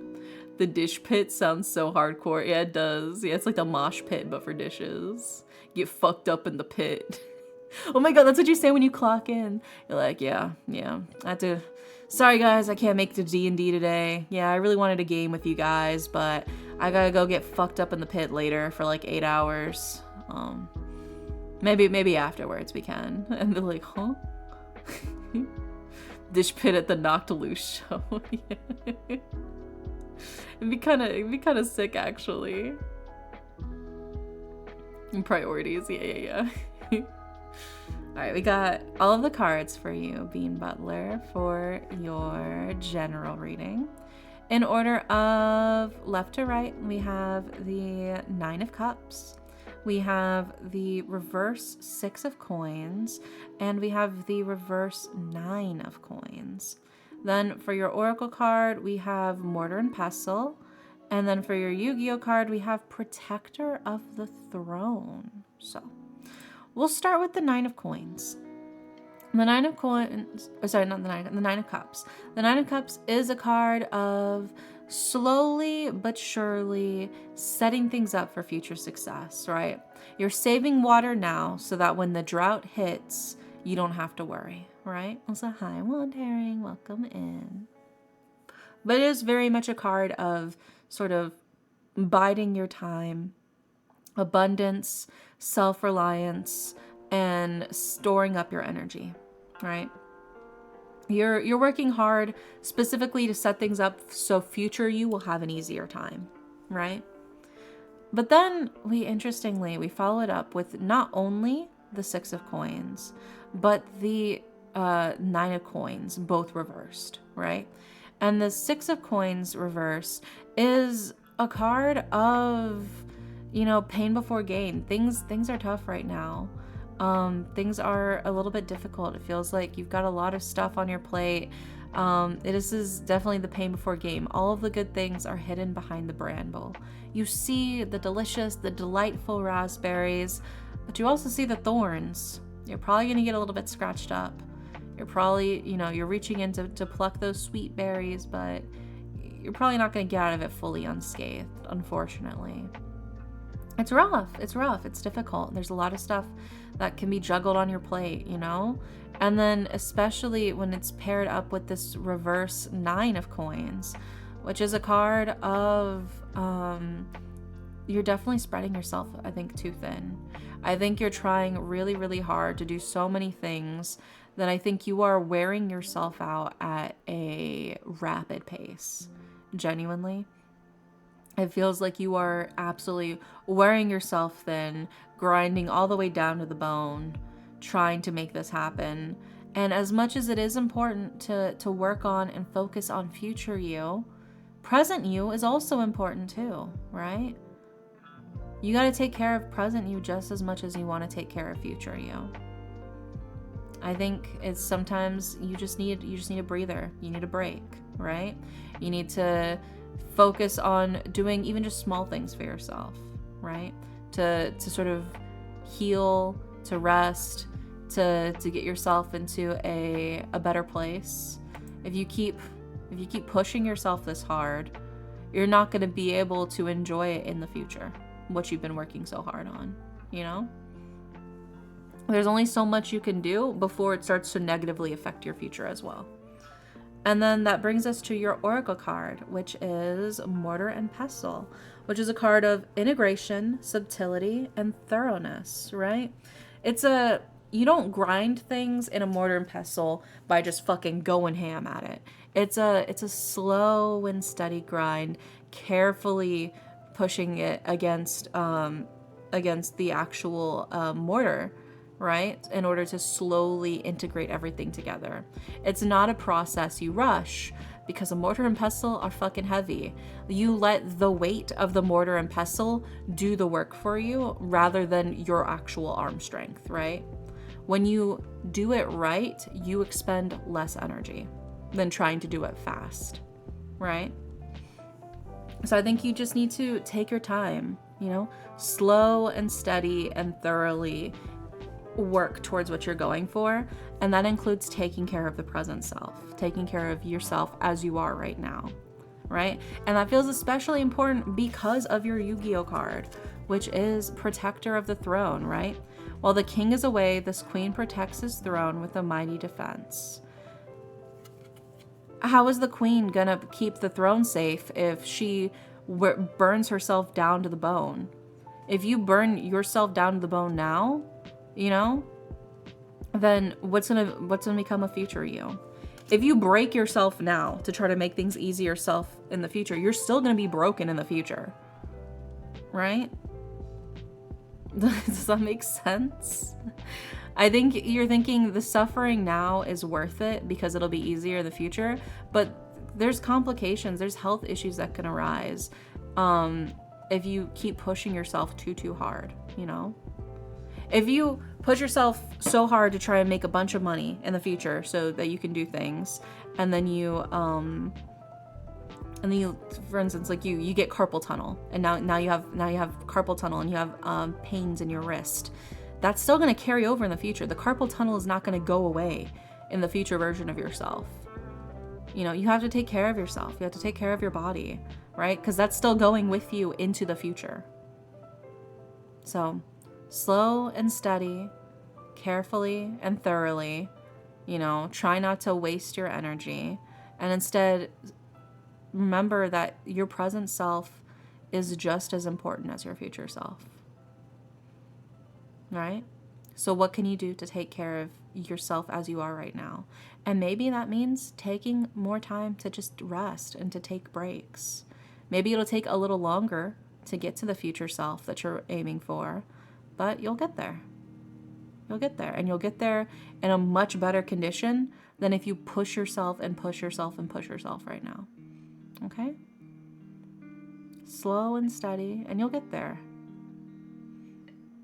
There is no rush. Okay? Mortar and pestle ASMR with soup. I actually do have a mortar and pestle, so I probably could. I could see how that sounds as an ASMR sound. Maybe I could do something pretty good with it. But yeah. Oh no, you got an ad. Oh no. We'll wait till the ad finishes then to finish that up.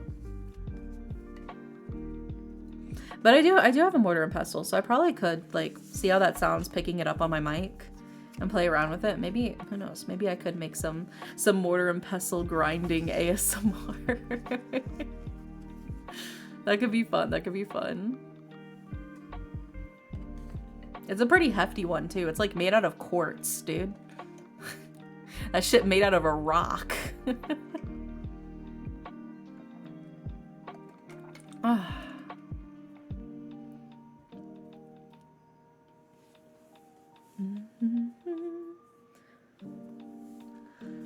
Okay, and then we also have, so we've got Sammy next. I don't know if Sammy's back from shower or not.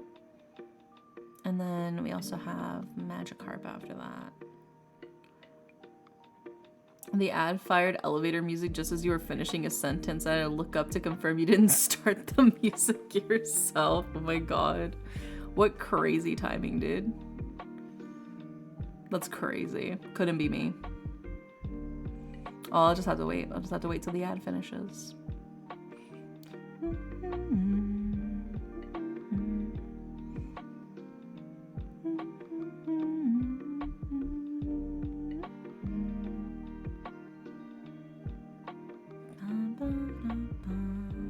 It's fine. Gives me more of a chance to hydrate. I'm back. Welcome back. What was I saying before I got cut off by the ad?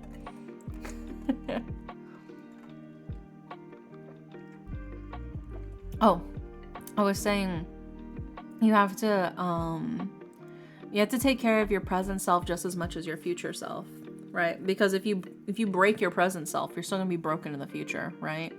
Something bean, why aren't you resting? Yeah. Basically, you have to take care of your present self if you want to enjoy your future self. Even if it takes you a little bit longer to get to the future you're looking for, isn't it better to arrive at that future place in a better health condition? In a better position for yourself as you are? Take care of the present self, you know? Slow and steady wins the race. Just focus on the goals and it'll reach it. So take care of yourself. And then next up we've got Sammy. Is Sammy back? I got a crisis hotline ad. Oh, I didn't even know they made ads for those. That's crazy. I didn't know about that. So, is Sammy here? Sammy! Are you back, Sammy? Or are you still showering? Otherwise, we're gonna skip you. Thank you for reading. Yeah, I hope it helps, Bean Butler. You gotta take care of your present self just as much as you take care of your future self. That way you can actually enjoy all of the things you've worked hard on for future self in the future, you know? Hopefully the next one will not tell me to rest again. Yeah, fingers crossed, fingers crossed. I believe in you. Okay. I think Sammy might still be in the shower, so we're gonna skip Sammy for now, and we are gonna go back to Magikarp. Oh, there you go, there you go. Welcome back, Sammy. Okay. Hi, Sammy. Perfect timing. And Sammy wanted a... What was the reading you wanted? What does my soul need from me right now? Ooh, okay, okay. Let's see what we got for you, Sammy, for your reading then. What does your soul need from you right now?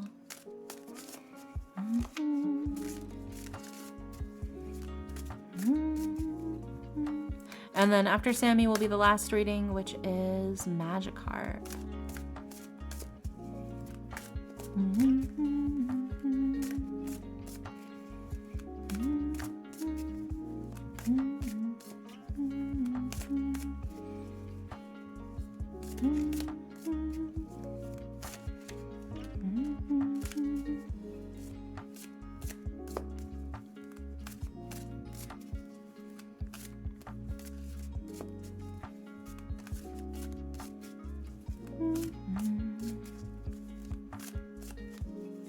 Yeah, we'll see what the card's got to say for you.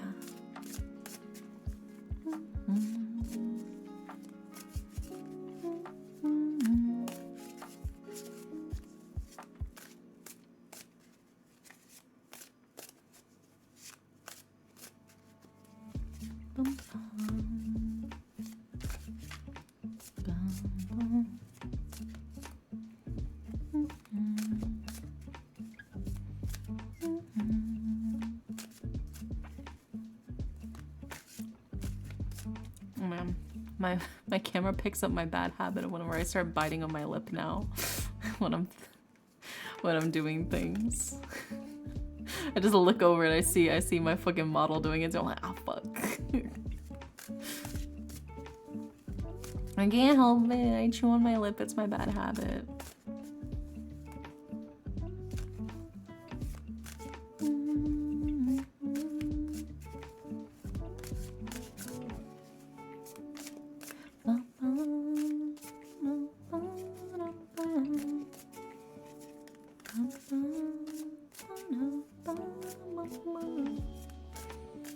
see what we got for you, Sammy.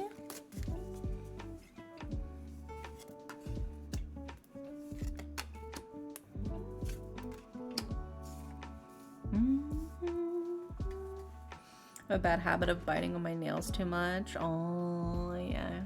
Luckily, I don't chew my nails. I also paint them, which I think also helps. But I do chew on like the inside of my cheek and on my lips a lot. And something I kind of like subconsciously pick at.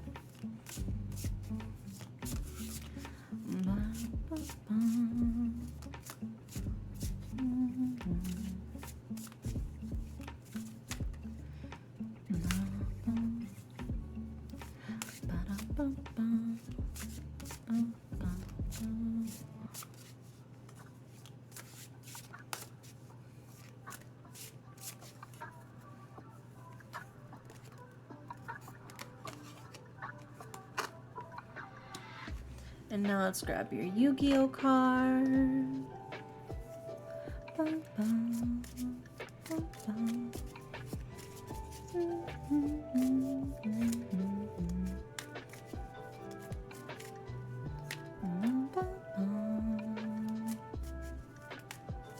gonna call it a night. Good night, Tango. Sweet dreams. Have a wonderful, wonderful night, okay? Sweet dreams.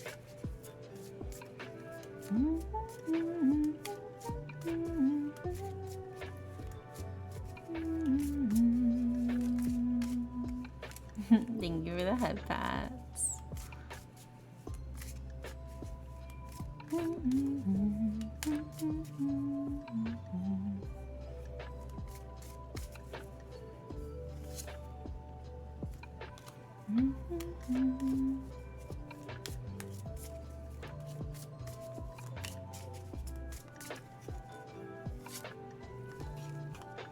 Oh, okay. We've got all of the cards for you, Sammy, for your reading. What does your soul need from you right now? So let's put them up on the screen. Starting with...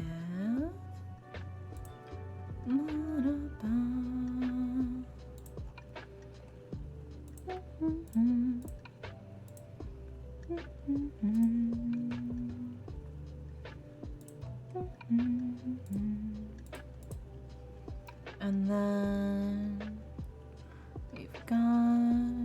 I just realized all of these are major arcana, aren't they? That's crazy. Wow. Okay, we got all of the cards for you, Sammy. I just realized all three of them were major arcana. So, in order of left to right, we have the reverse temperance card. We've got the justice card. And we have the reverse Hierophant card. Then for your oracle card, we've got preserves, like fruit preserves. And for your Yu-Gi-Oh card, we have the left arm of the Forbidden One. Yeah, that's right. You pulled a piece of Exodia, baby. So let's go ahead and start breaking this down for you. Starting with the reverse Temperance card. Well, Temperance is normally a card all about going with the flow, letting things happen, trying not to fight the current of life, you know. In its reverse state, it can kind of feel a little bit like a dam that's been blocked, right? Feeling like vulnerability can be very difficult for you because it feels like any cracks in your armor make it much easier for everything to come spilling out, right?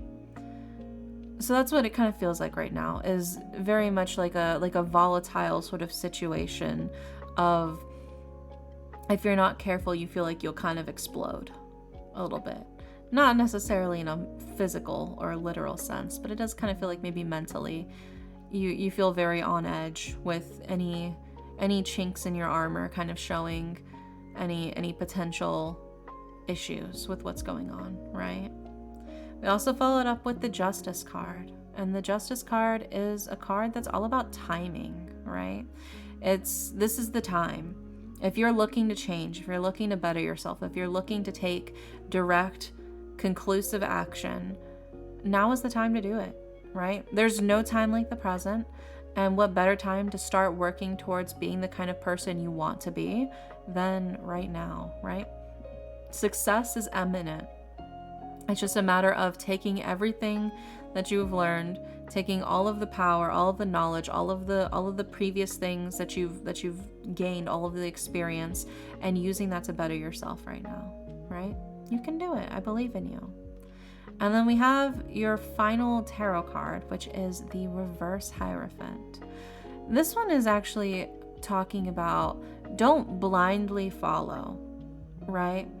I think it can be very easy to just hear somebody tell you what to do and be like, okay, I'll do that. I'll do that. Yeah, sure, I can do that too.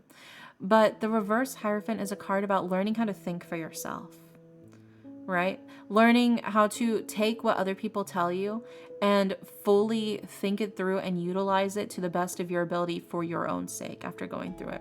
Digesting things fully when people tell you something. It's okay to hear an order and think about it and understand and ask yourself, why am I doing this? Why should I do this? Do I want to do this? And it's okay if at the end of that you go, yeah, I'm going to do that. But I think it's still just as necessary to have that internal mental process of, why are they asking me this? Should I do this? Will I do this?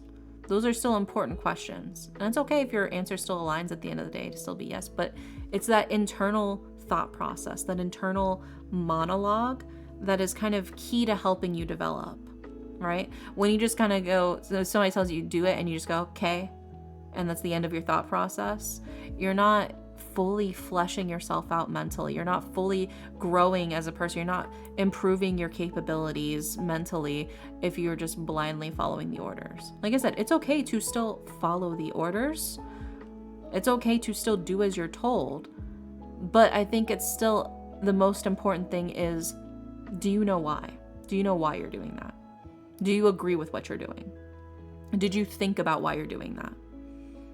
Because there may come a time where somebody gives you an order and you think about it and you go, no, I don't want to do that. I think that's a really bad idea. But you won't be able to do that. You won't be able to have that moment unless you are constantly analyzing the moments where you do that. Right? That is sometimes me. I just had my brain tell me what I'm being told. Yeah, I think you just have to stop and think and just really truly be mindful of your actions and what you're doing, right? It can be difficult. It's a slow process, but just taking that first step to just really stop and think about your actions and what you're doing and how it affects, the people around you. It's okay to still decide at the end of the day, yeah, I'm still going to do this, but that's the most important thing is actually thinking, processing, understanding, right? And that's what's going to lead you, as your oracle card says, with the preserves, security, forethought, and thriftiness. That's bringing you closer to a better version of yourself for the future. If you want to be somebody who knows what needs to be done, then you have to think about what it is that needs to be done. You have to stop and analyze the situation. And the only way to get better at analysis is to start small.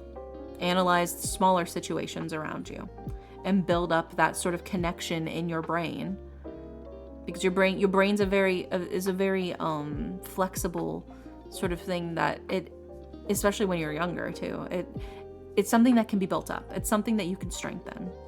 That's why you take all of those different classes in school about psychology and math and calculus and algebra and all of these word problems in English class and writing essays and all that stuff.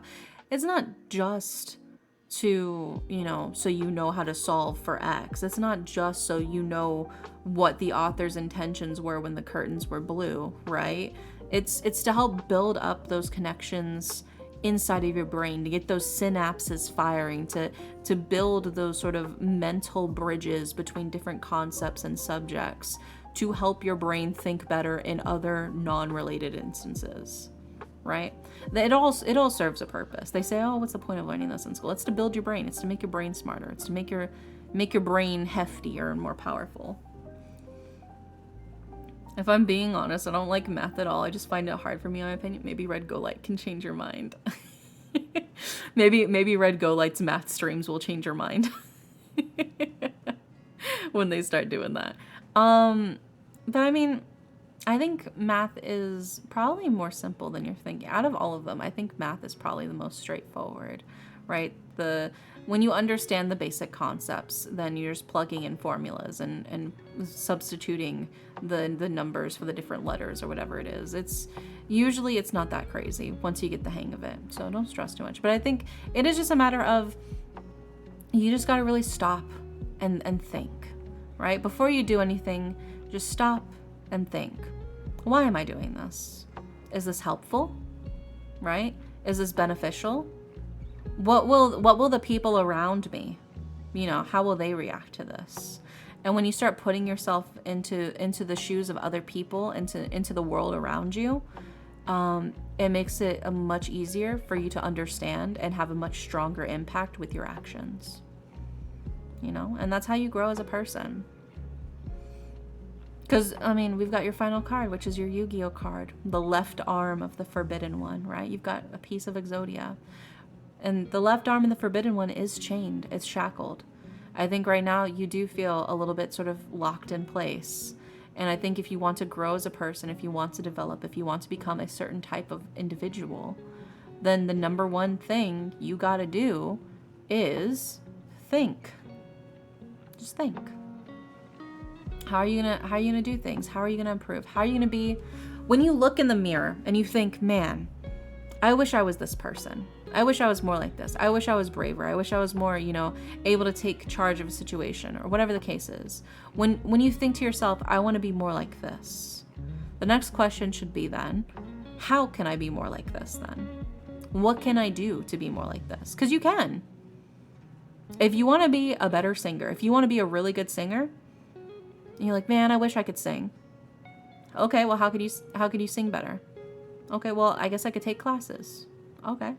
I guess I could learn the basics. I guess I could start singing in the shower, I guess I could learn musical theory or whatever it is, Those are steps you could take if you wanted to be a better singer. Maybe you want to be a better artist. Okay, well, maybe I'll start by just drawing every day. Maybe I'll start by learning gesture drawing or figure sketches or still life or, and I'll start drawing. I'll pick up a pencil, right? It's not going to happen overnight. You're not going to be an amazing singer. You're not going to be an amazing artist overnight. But slowly but steadily, you'll improve. And you'll start to, eventually, you'll look into the mirror and you'll see the person that you wanted to be all along. Yeah, it can be tough. I think if you don't like, who you are when you look in the mirror, then all you got to do is change it. Change who you can just be, who you want to be. Hi, Tysonets. Welcome in. I dare you to read me. Oh my gosh. Oh my gosh. Well, I read your name just fine, didn't I? But I think it is very much just simply, if you don't like who you are right now, then think, what can you do to change it? And then act on that, That's all you gotta do. Slowly but surely, eventually, you will reach the point when you are putting in that time and effort that you look in the mirror and you see the person you wanted to be. You got this. I believe in you, Sammy. I believe in you. How you doing? I'm doing good. We're chilling. We're vibing. We're doing tarot readings. And then next up, we've got Magikarp. Are you still here, Magikarp? Or did you disappear again? Magikarp.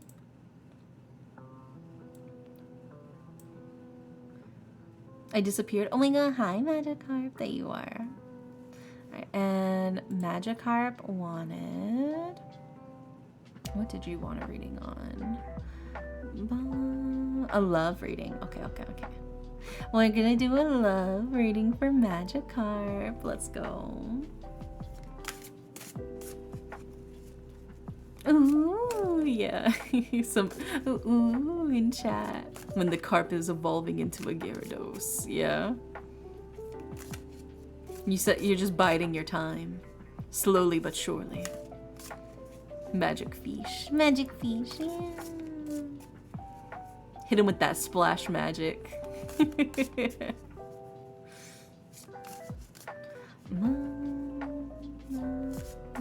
Yeah, I know, I love the love reading. There's been interesting things going on lately, so let's see how the cards will roast me. Ooh, did you find somebody, Magikarp? We stay Magikarp, I'm level 100, oh my gosh. Honestly, respectable, respectable. I know, interesting things. I know, I'm like, what are the cards gonna say? What are they gonna tell me? We'll have to see.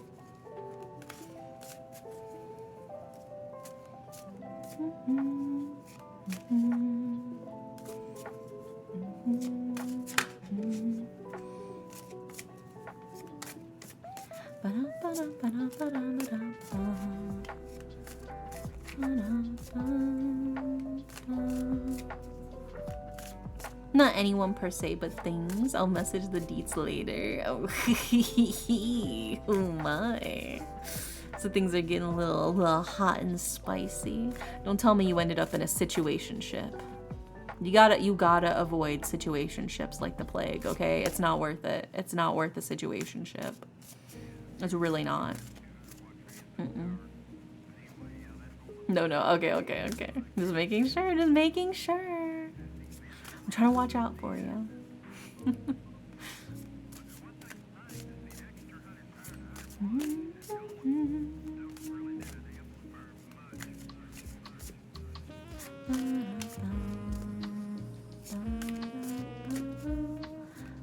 I'm single, not desperate. I gotcha.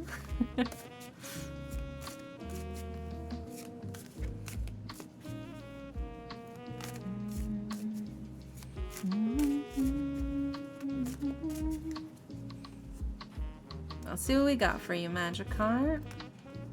Ooh.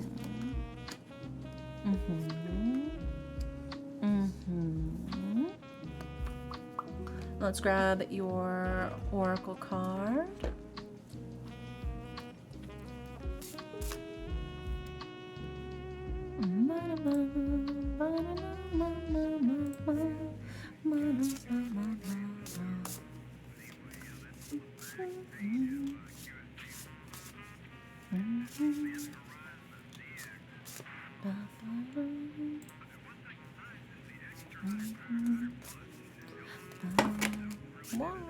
Get back in there. There we go.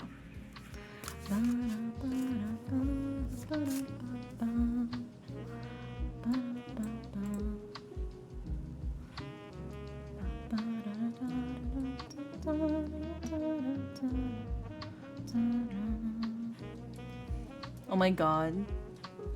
Did my YouTube stream not capture fucking anything, dude? Is that why it wasn't working?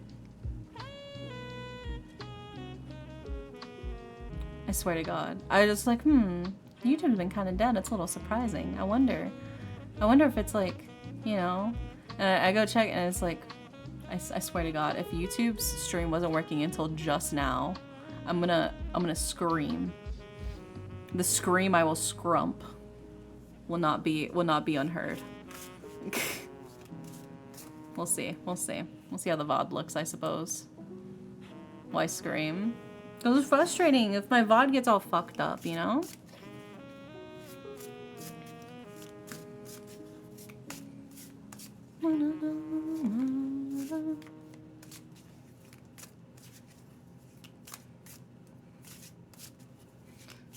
Also, oh my gosh, Chugster Cheese, thank you for the hydrate. I appreciate it. Yeah, I will sippy sip once I pull this card. And then sip my water. Okay. And let's grab your Yu-Gi-Oh card.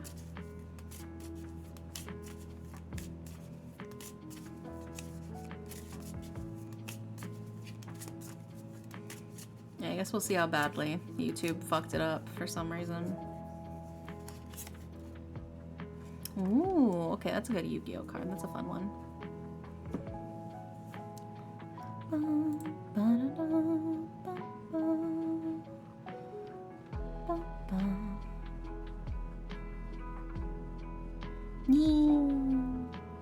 Good night, Sammy. Sweet dreams. I hope you sleep well, okay? Let's go ahead and put this up on the screen for you. Starting with...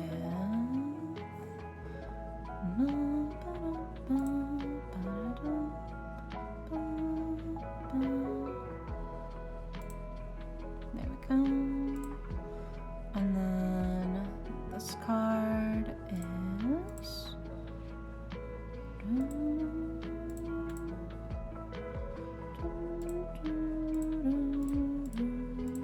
then the final card is... There we go. Okay, we've got all of the cards for you. So, in order of left to right, I assume I can't whisper because I was gonna give a small bit of the deets of what happened, so you would know the sticky situation. But imagine you don't want to be on board, be bored by the deets. No, give me the deets. Give me the deets. Give me them. Give me them. Hand them over. Hand them over. I love juicy love gossip. Hand it over. DM it to me. I gotta see it. I gotta see it. I gotta know. But yeah. So, in order of left to right, we have the Emperor, we've got the Two of Swords, and we have the Reverse Magician. Then for your Oracle card, we have sow, like sowing a seed or planting a seed. And then we've got your Yu-Gi-Oh card, which is Twin-Headed Thunder Dragon. I can't whisper on Twitch. Oh my god. DM it to me on Discord. DM it to me on Discord. Are you in the Discord? I'm gonna say send it to me. I wanna know, I wanna know. But yeah, let's go ahead and start breaking this down for you. Starting with the Emperor, right? So the Emperor is a card of power. It's a leader, right? Somebody who takes charge. It's also a card of like the positive results of your hard work, taking the time and the effort and the energy to push yourself forward and be in that leading position to take charge, right? But interestingly, we followed up with the Two of Swords.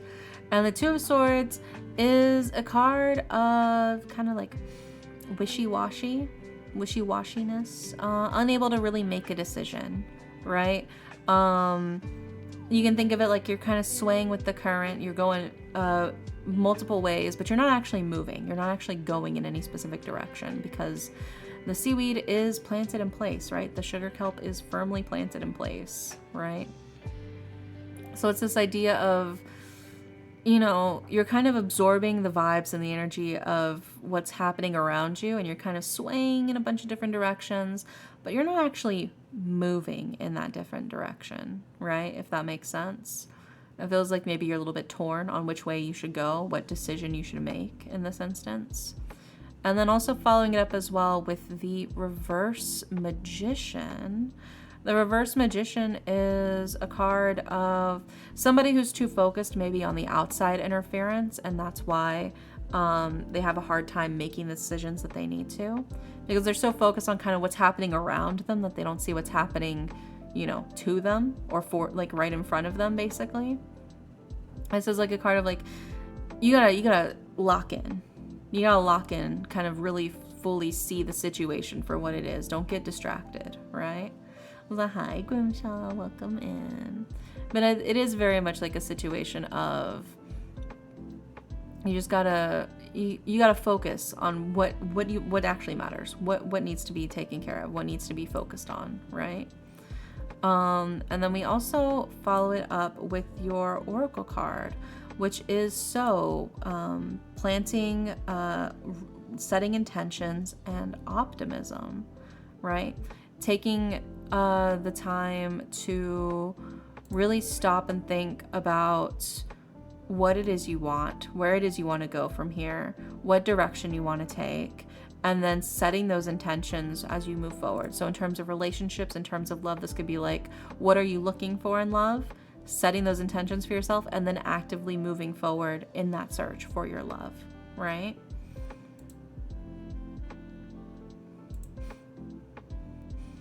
And then we also have your Yu-Gi-Oh card, which is Twin-Headed Thunder Dragon. 2 heads are better than 1. As long as you are both moving towards the same goal, you can be of one body and push forward. Whose career do I do? Super Creek. Do Super Creek. There you go. But yeah, you got Twin-Headed Thunder Dragon. The description just says Thunder Dragon, Thunder Dragon. So 2 heads are better than 1. You don't have to solve every situation all by yourself. I think it's okay to ask for advice from other people around you, especially those who might be going through similar circumstances.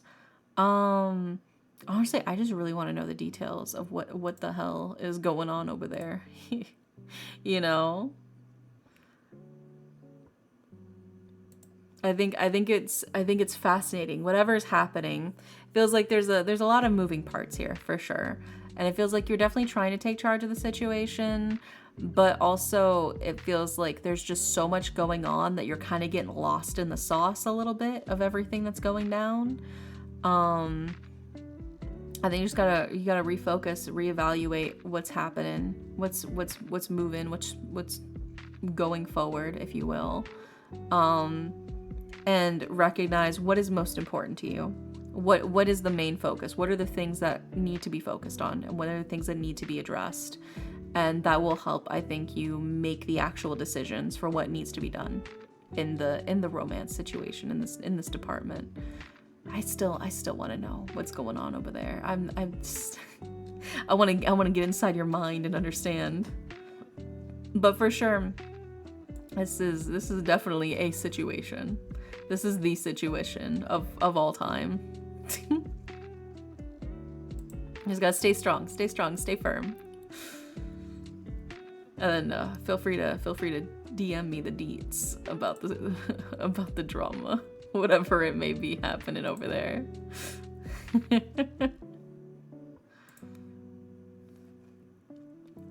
But yeah, I think that's everything. Also, hi, Barb. The most situation of all time. Yeah. So, as some would say. Good luck with your situation, Magikarp. Yeah. I know I'm late, but I'm here. Welcome in, Barb. We actually just finished the last reading of the night, funnily enough. Ending on what seems to be some sort of crazy, perhaps it's even a love triangle. Honestly, this could be interpreted, maybe it's like a love triangle between multiple people. I don't know if you're necessarily the one in the middle of the love triangle, but it low-key kind of feels like it. I don't know. It's an interesting situation for sure. There's a lot of moving parts, a lot of different directions. It feels like it's a choose me or choose them kind of ultimatum almost vibe too. Also, thank you for 100 pennies.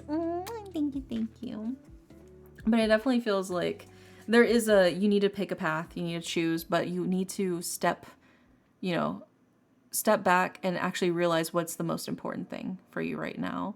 Because I think you're getting a little lost in the sauce, a little lost in the situation, if you will.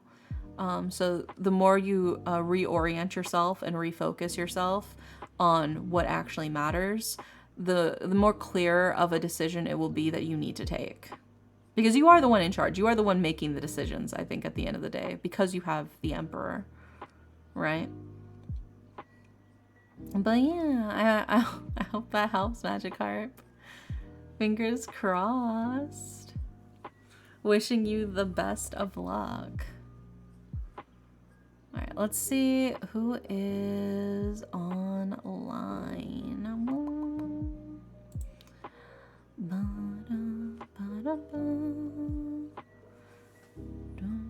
Who up?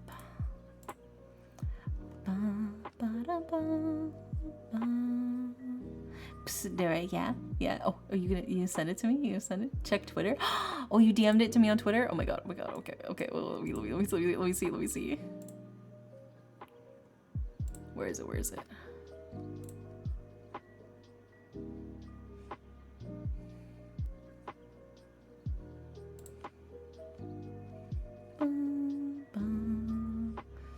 Wait, I don't see on Twitter.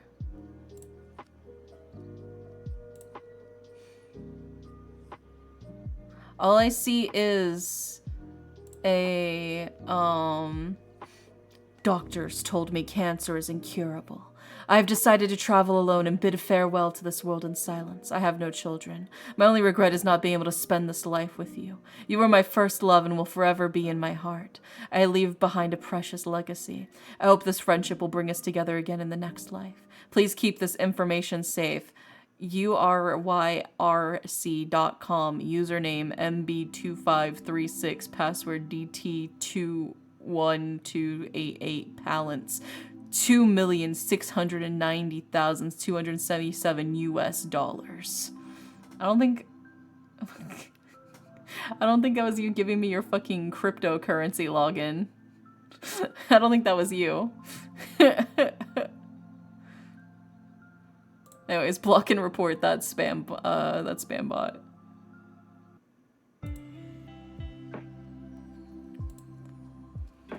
No, and then the other person is a Japanese spam bot. I don't see who did you DM? Unless you DM my alt? Let me check my alt account. You said on Twitter, right?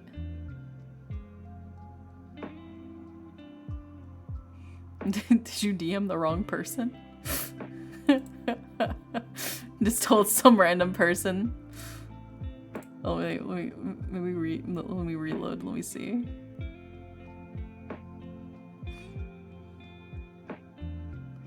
I just messaged the one in your description. Let me see. I wonder why it's not. Oh, here we go. Now the message request came through. Okay, I see it now. Okay.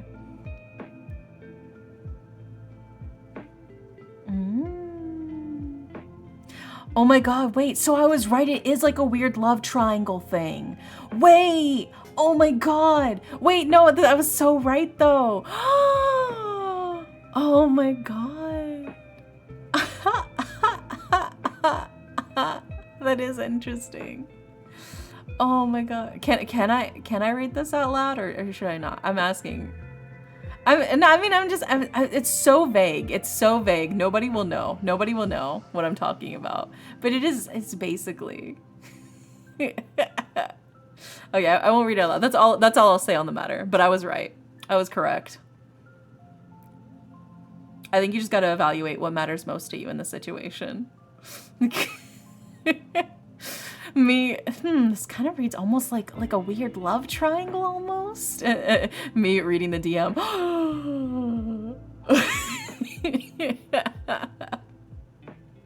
That's crazy.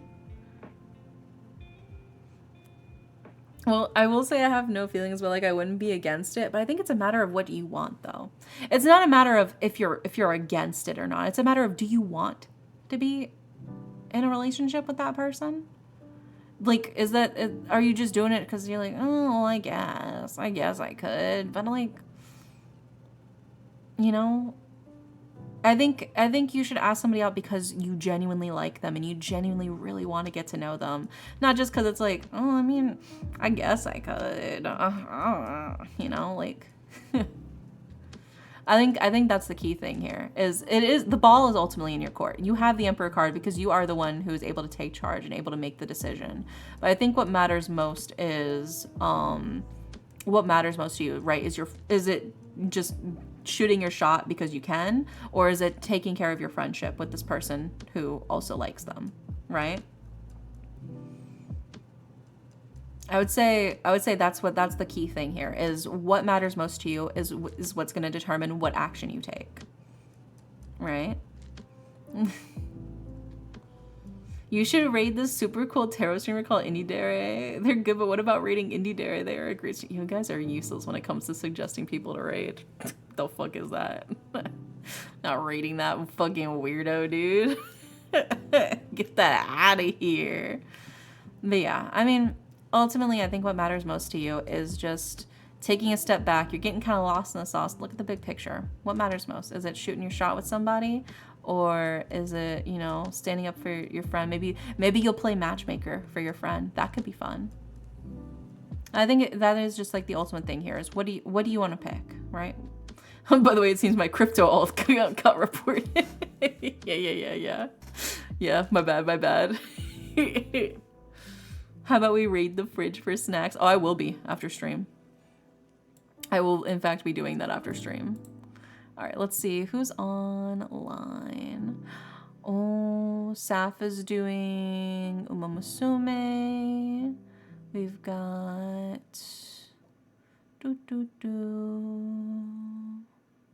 Who else?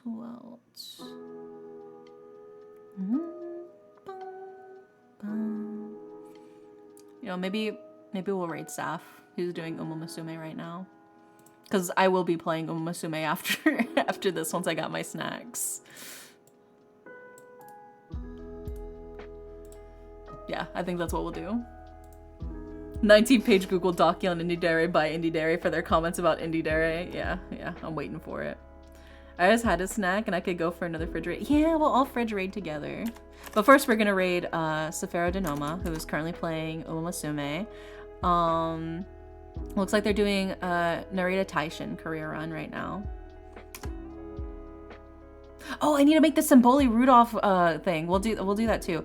For those of you who are in the Discord, I will be making a Symboli Rudolph room race. We're just gonna race our best Symboli Rudolphs against each other to see who the best Symboli Rudolph is. This is mostly so I can prove to Leonix that I'm not a shitty fucking trainer. Okay.